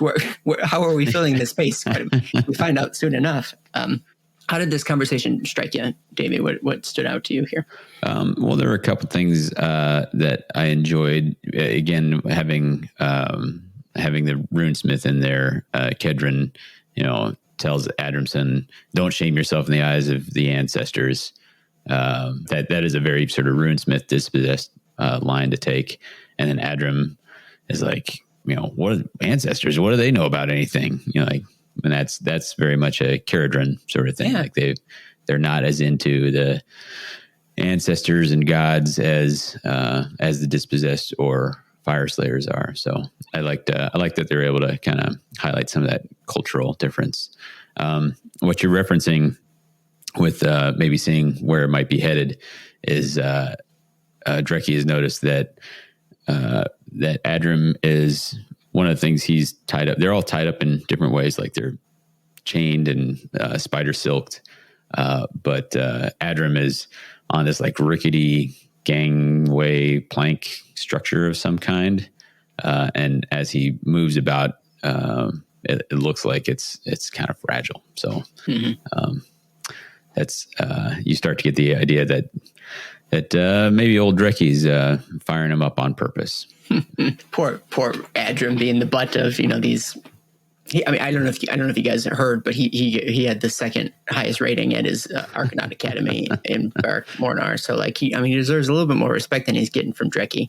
But eventually things get heated enough that Drecki decides. I don't know if it's a way to cool heads, or this moment just reminds him of a good story, and he'd be remiss if he didn't tell this good story to his captive audience, basically, because we get the impression that folks generally don't like his stories. But if you're all tied up, you got nowhere to go, and so he's going to tell the tale of how he met Gord, his ogre buddy, who currently is nowhere to be found. So he's got this like bodyguard, crewmate ogre that was supposed to be protecting them, but now that the crew's been tied up, he ran off at the first sight of danger. Where could he have been? And Drecki thinks this is a great time, and I too think this is a great time to tell the story about how Drecki and Gord met. Yeah. flashback story right here. Yeah, Drecky's coming off as real cash about the whole situation. Like he's does not seem to be worried.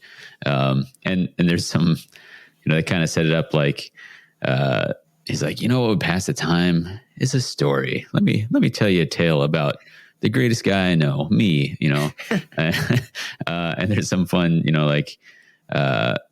I was just getting to the Aisling or Ailsling. And then, and of course I won that in this particular way, but that's a story for another day. And everyone's like, whoo, like size, close one. So it kind of sets this story up. It kind of pump fakes it a couple times before landing on this particular one. Yeah, that's true. I like it. And I want to hear those stories too. I do. Yeah. I want to hear the story that I want to hear the story in which that he has to tell the story, because I want to hear people's reaction to the stories that he's about to tell, because that's almost as fun as the story itself. That was a confusing sentence to get out, but it's the telling of the story is all very delightful. Yeah. So we flash back to soon after the Necroquake, which is what I was saying before, and he had mentioned that like it was right after that Necroquake there was Aether gold abound to be found if you knew where to look, and so they were out hunting, trolling for it, but instead they come across a shoal of what type of fish? Silver something fish. What are you all called? Silver fins. Yeah, silver fins. And he says, "Look, I'm not normally a fisherman. Aether gold's where the money's at, but you know what? A valuable in front of you is better than the potential more valuable something, blah, blah." It was him butchering a bird in the hand metaphor, but it was in his own fun Kurashian way of saying it. And so they decide they're gonna try and harvest these silver fins as much as they can. And so they start chasing them. And so he's telling the story of how they dive and they dip and they dodge and they duck and they dive, trying to catch them. But oh no, lo and behold, Drecky, in the midst of this fishing expedition, he falls off his ship. Yeah. Well, he was like, so you're trying to imagine this, and what's fun is that it's him telling it. So as you might imagine him is exactly how he describes it. I was directing things from the gunwale, gripping tight to the rigging, leaning out all heroic like. Yeah. I was just going to say, it's the telling that makes it the most. Honestly, the story itself isn't really all that gripping, but it's him telling the story is the more interesting part.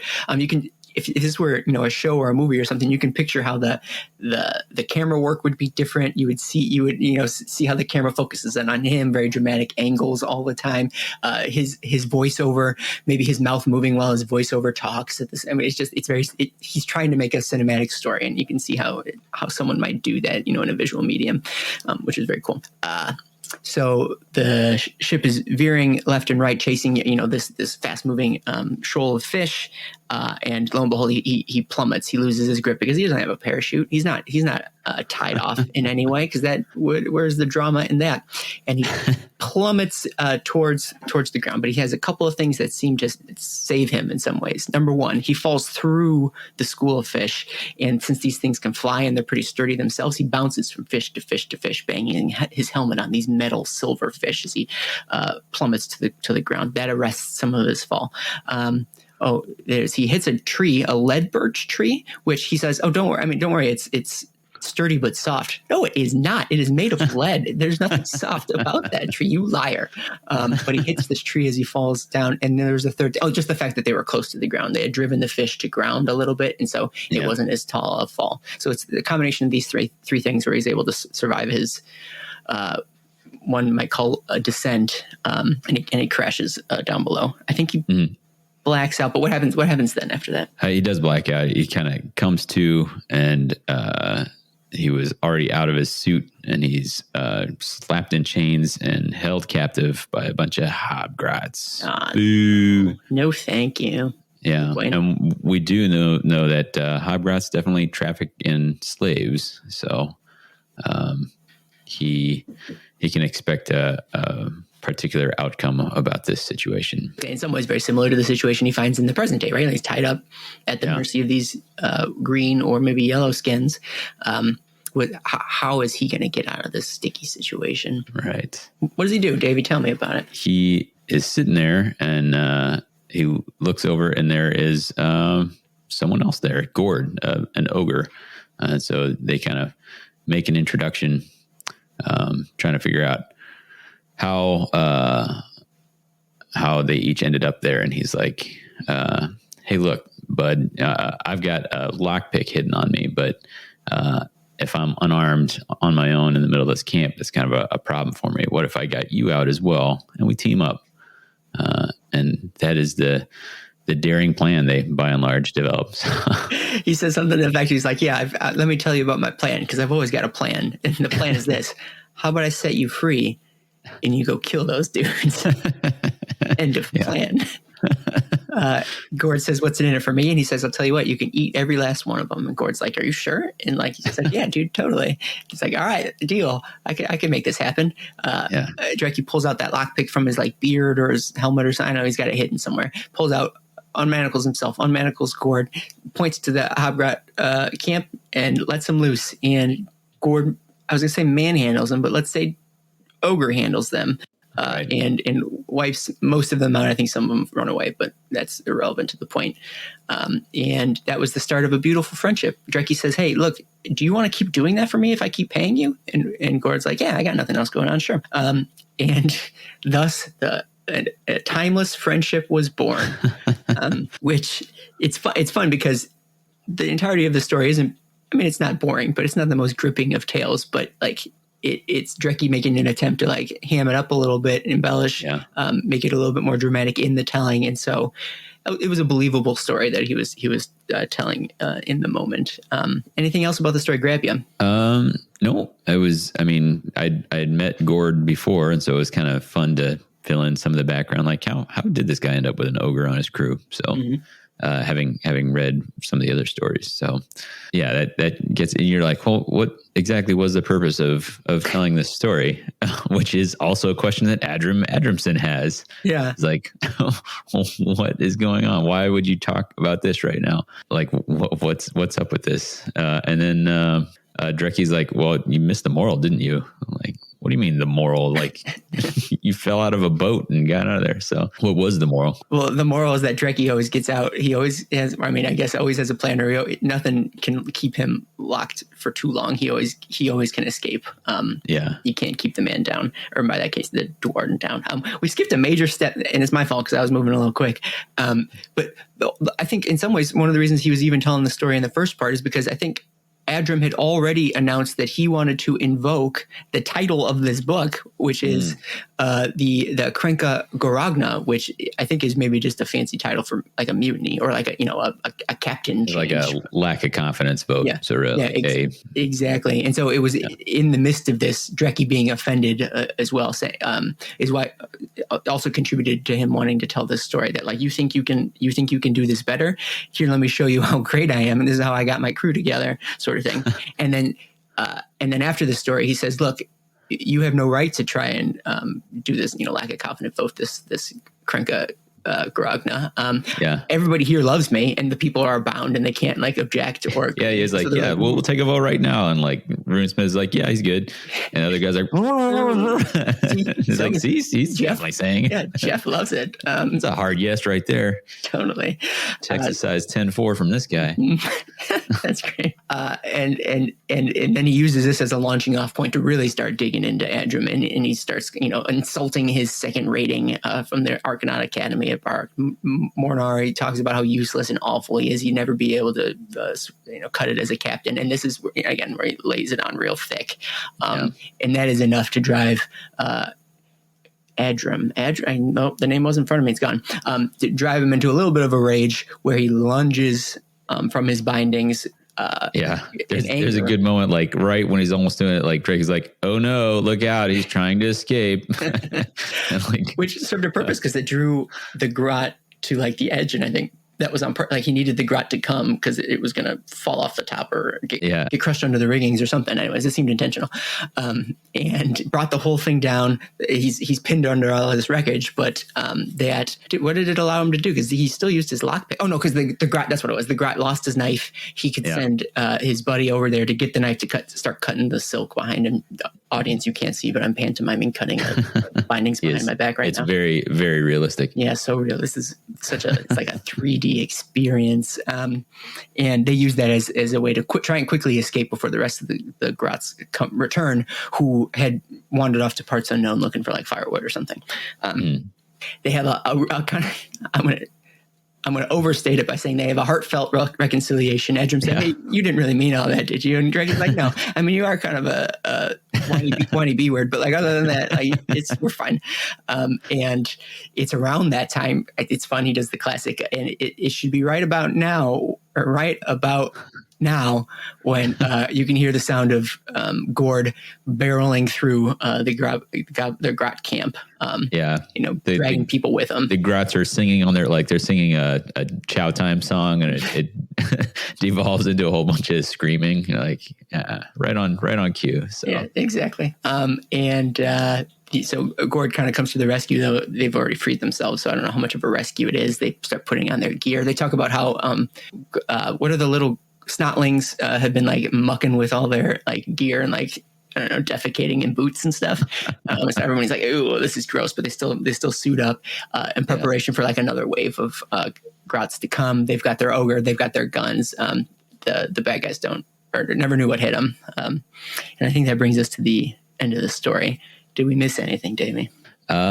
No, there's one moment where you're like, oh, like, because he's just so supremely confident throughout. But there's one moment where like he can hear the scene getting pretty loud. He's like, "Whoa, it's gonna be tight!" Like while he's trying to finish the lockpick and all that. I think at one point he gives I think it says something like he gives a winning, a confident smile, but like he doesn't mean the confident smile. I think it's like early in the story, maybe I dreamt it, but like the idea is that he puts on a show for being completely confident, and like maybe he's halfway that confident, but he knows that it's a touch and go thing sometimes. So he's not oblivious. He's aware of what's going on. So that's pretty cool. All right. Well, there is the story in a nutshell, defined nutshell. Do you have any thoughts or questions you want to bring up before I ask some of the standard ones? No, let's jump on the standards if I have something to bring. My favorite one, Davy. Who is your MVP? Who is your all-star of this here story? My MVP is selected as often I do, like someone I can kind of identify with. I can't wait. Mine actually doesn't get a name. It is the scuttler who's trying to cook and also keep an eye on them. Food no talk.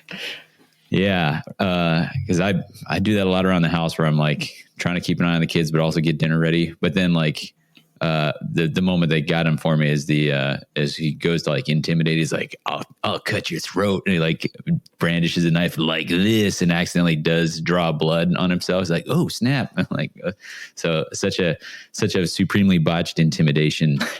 Feels like if I tried to be real intimidating, I'd kind of execute at that level. So, I'm intimidated by you. That makes you feel better. The unnamed scuttler cook / guard is my guy. He's pretty good. I want to, not that your answer isn't real, or that somehow my answer is more real than your answer, but I'll give a real answer, and that is, I think my favorite. It's not that it's a contest, but you won. So. Yeah, I do like Dreki. Well, let's put a pin in that. I think my favorite is maybe Kedron, because like he is interesting in that he's in some ways a fish out of water. Not really. He comes from a different background, but he seems to have adapted very well, at least in the couple stories that I've read with him in them. He's adapted to his like new setting and his new crew. And so he sort of brings the old with the new a little bit. Like he doesn't, he feels like an outsider, but like an integrated outsider, like a piece that has been grafted on. Sure. And so I think that's very cool. You don't necessarily get a lot of that in the Caradhran. I don't know whether it's the stories or, the books that we've read. They seem very, despite the fact that they talk about like the individualism a lot for them, or like, rising through the ranks on your own merits and things of that nature. They have their own personalities and things. I would say it's just that they have this such like different thing, this outside thing with them. They seem so very uniform, at least in their presentation. And I can already picture what the ship looks like and what this guy looks like on the deck. He's probably wearing his armor and his arms and things. Maybe he has like a little mouth breather or something, but like he's not decked out in the same way that the Caradhran are. And so I think that's just a cool visual, a cool scene. I like that he really has a leg on. He's on the ship. He's aware of the code, but like he still talks about the elders, and like he seems like he would probably be like a little bit of a conscience for them, or like the Duarden equivalent of a Jiminy Cricket on their shoulders in some way, reminding them of, their history and where they came from. While at the same time, I'm sure they blow him off constantly and have no interest in that history lesson that he's constantly trying to give them. So I think it's a really cool idea is maybe what I'm getting at. Yeah. Not to take two answers. I do like Dreckie too, but I think, Davey, I was thinking about this before while I was setting this all up this morning is I think I have a type. And that my favorite stories or my favorite characters are like the confident, like swagger guys. They're just like the most fun to read. The Hamilcars, Sure. this guy totally gives off Hamilcar vibes. Yeah. And so I can't keep picking those guys as my favorite because again, it's just redundant. And so he's now like the third guy that I've come across that is sort of like that. It's not that I'm tired of it. I love him. And I like to, in fact, I only want to read stories about people just like that, but it's just, I won't keep using them as my favorite per se. Sure. Yeah. I want to see like every race's version of this swagger confidence, person, what it sort of looks like. So yeah, if you're, obviously these are two similar types. If you were to distinguish the two, besides the fact that one is a Stormcast and one is a Caradron, like what differentiates the two? Would you say Hamilcar versus Dreckie? I think. I don't have a good answer. I mean, I would focus maybe on the lockpick that he has stored on him. Like, what does that say about him? Because you wouldn't picture that Hamilcar would ever have a lockpick on him. You don't think that was Hamilcar doesn't necessarily have that amount of forethought. Like I would say Hamilcar solves the problems as they come, or like he solves the problem in front of him. And I don't think he would ever have the forethought or foresight to keep a lockpick in his beard. Whereas Dreckie does. And what does that say about Dreckie? In that like he knows maybe he's going to get into tight scrapes. And the only way he's going to get out of them if he has like some sort of modicum of preparation that I don't know that Hamilcar has. Yeah, I think they're both supremely boastful, and Hamilcar is boastful of like his physical prowess, and Dreckie is more relying on sort of wits to get him through things. Their stat allocation is a little different, and they both went high on charisma. Yeah, but then it's whatever their secondary is next. I think Dreckie would brag about how tight the scrapes he has gotten in, like how desperate some of those would seem. Whereas sometimes I think maybe Hamilcar would never make it seem like it was ever a hard thing that he ever solved. Like he would never build up. Well, that's not necessarily true, but I feel like he would maybe downplay the difficulty of the things that he's done. Whereas Dreckie would be like, oh man, it was a tight one. We almost by skin of our teeth sort of thing. It's maybe a slight difference I would identify. But good question though. I like that. Cool. Did we learn anything about the mortal realms that we didn't know before? What do you think? I mean, maybe our Scutlings. Yeah, that's true. Did I learn that Paul was right all along? Oh, God. I can never release this episode now. I have to bury it. We'll record it. I'll record it on physical media, and then I'll dig a grave for it. We'll see there. But those four-legged grots are still around. It turns out. So that's true. They didn't just disappear into the Silver Tower. So, which if they did, that would make. I mean, it wouldn't be surprising. Like, of all the places to disappear. I guess I didn't know much about the silverfin fish. That seems new, or to me, anyways. Yeah, the sort of sky fauna are described a few times in a few different spots in the couple of Overlord's army books, but not. I don't remember seeing anything that detailed about silverfins. Mm-hmm. So not too much more. And then finally, recommendations for other stories. David, do you got any recommendations? I mean, I think the obvious is The Lost Carrack, which is another Dreckie Flint, and then White Dwarf issue 470? 470. That probably makes more sense. Debut Tale of Dreckie Flint. So yeah, it's 470. I can't remember what it's called. And honestly, I'm forgetting what it's even about. This doesn't make for good video. They're in a different, there's a Slayer is trying to track him down. Oh, I must not have read that one actually then. So okay. Yeah. I sent it over to you, but I did not read. Yeah. There's a Fire Slayer who's trying to get his hands on Dreckie Flint. Has a bit of a grudge against him. So. I bet that's not easy. I bet it's not easy to get your hands on Dreckie Flint. All right, that's pretty cool. I don't have any other recommendations other than I guess maybe there's been other Caradron Overlord stories that if this were your first KO exposure, which the chances of that are slim, but maybe you could read the Overlords of the Iron Dragon and its sequel. And there's been a whole bunch of different stories. Buyer Beware was another KO story. Shiprats, which is I think related to the overlords of the Iron Dragon. So there's actually been a fair number of, actually more so than most of the newer races. There's been more KO stories, I would say. So point. You have your pick. You got options out there, dear listeners. All right. Any other thoughts before we review it and then get out of here? This will kind of roll into my review a bit, but what did you think about him being Beric Mornar? Like, it's safe to say I've probably read more about these guys than you have in general. Like, ouch, read the army book, but do you feel like the Skyfleet, that the fact that he was Beric Mornar was differentiated very well? Or I don't know that he seems like he would be any other Beric Mornar. Yeah.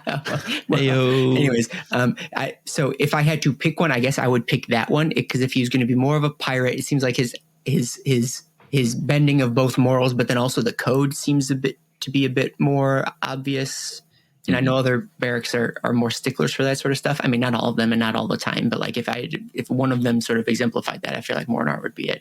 I don't get the impression that, like, when you think of that, they're in Ulgu, they're real shadowy and secretive, like shadowy, secretive. None of those things seem to describe him specifically, but that doesn't, I mean, I'm sure the entire Beric isn't spooky and sneaky and like secretive. And like, so I think he exemplifies maybe some of the character traits, but by no means is he like the poster child for what Mornar, or for what I've gathered Mornar to be. What do you think? I'm in with you. I feel like he could have fit in just about any Beric. Like, I would have believed, except maybe like Beric Thring is the super traditionalist one. So that wouldn't have been a good match. But the way that he bends the code, it feels like a way that many would. Sure, that's true. Like they all are trying to rules lawyer each other, the overlords. Like well, actually. Yeah, exactly. So it didn't seem like he didn't fit in Mornar, but it also didn't seem like he fit there any different than any other. And I think it's, you read the army book and you read a lot about how sinister they seem, but I don't feel like I've had much representation of that in the books. This guy's much more like a Duardin Errol Flynn, which is super fun. Yeah, I like it. But I might have made him from somewhere else. I wonder if we need to spend more time with them, and like maybe he needs context amongst like other KO, or like steeped in more KO-ness for us to really compare and contrast to something different. Like, he's out there with his own crew, sort of devoid of that relationship to the like KO at large, and maybe that would make it more clear. And I'd love to see him interact with other Mornar captains and crews, or head back and have some of that. It talked on briefly, talking where he mentions how I think like the Admiral Council granted him the use of the Ailsling, which he'd captured, and he's like, it wasn't really theirs to give, but to be fair, it wasn't really mine either. So, and that was then a story for another day. I was like, ooh, I want that story. Exactly. Or it was like the court battle or something that they had to like, it was a battle of, bureaucracy and things. Right. That story, I figure, there's the story of how he captured it, but then like the courtroom drama of how he managed to hang on to the legal rights to it or something. Mm-hmm. So yeah, that is fun. So I understand your point. It doesn't seem like he doesn't belong there, but I don't know that he seems like he belongs there more than any other place, with the exception of Thring, which doesn't really count. I agree.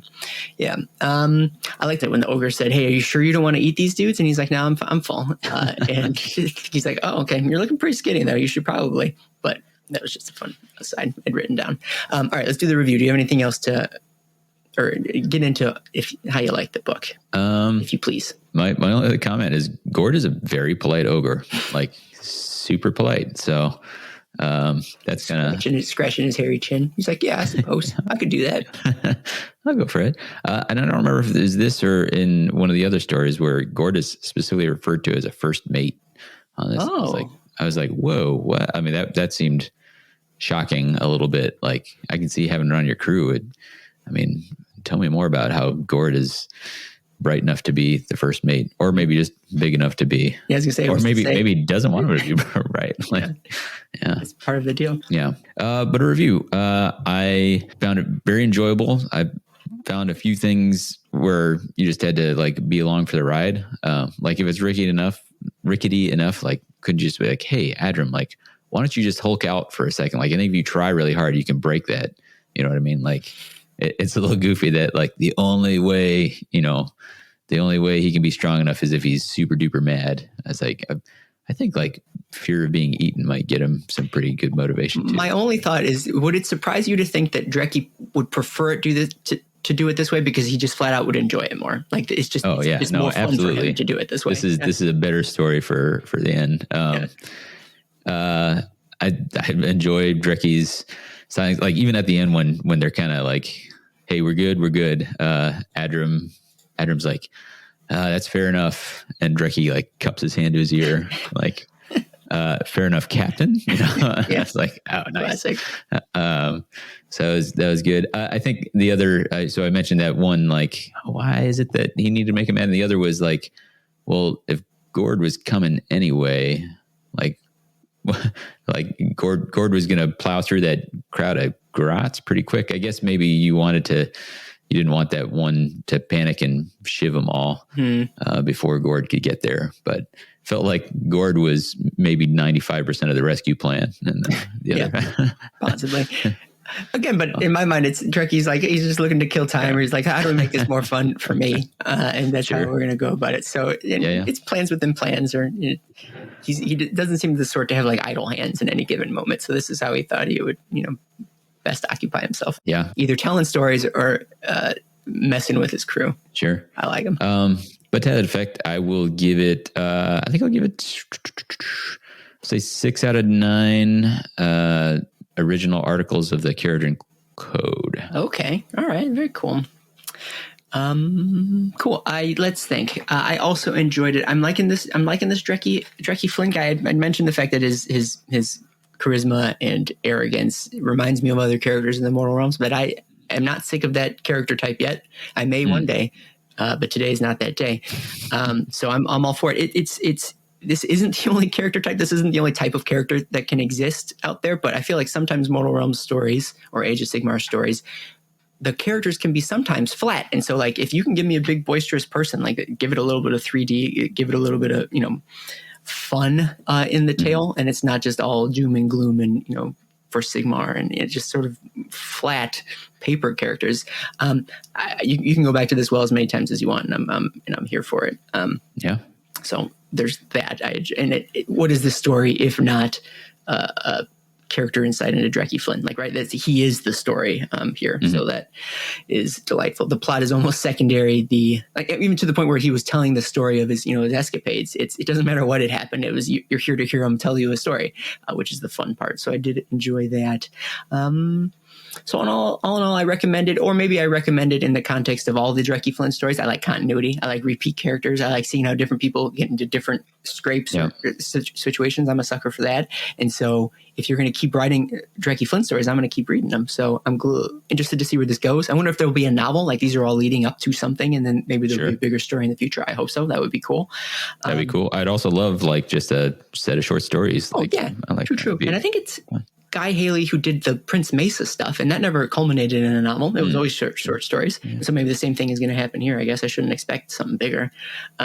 So the more the merrier. That doesn't make any sense, but that's how I feel. In terms of rating, I will give it maybe 75,000 out of 100,000 silver. What are they called? Silver fins. Yeah. So, that sounds like a good solid rating system. I had to look it up because I know he called out the number at one point. It's just an enjoyable read. It's not super long. Like there's not as much action, but I feel like that's been a theme for a lot of the short stories we've been reading. Like maybe quick bouts of violence as they're stomping on some grots, but it's more the back and forth, the dialogue, the character insights, which I'm growing to like even more and more as time goes on. So that's where I'm at. Any final thoughts before we close it out? Negative. Awesome. It's time for our reforging. Chat with us anytime about your thoughts on Twitter at The Mortal Realms. And Davey, where can they find you online? at red_Zeke or at WTHcast if you want to talk Underworlds. And they do. And I'm Aaron. You can find me on Twitter at DosAsos and listen to the Story Phase. And then you can find all our Mortal Realms shows and content at www.themortalrealms.com.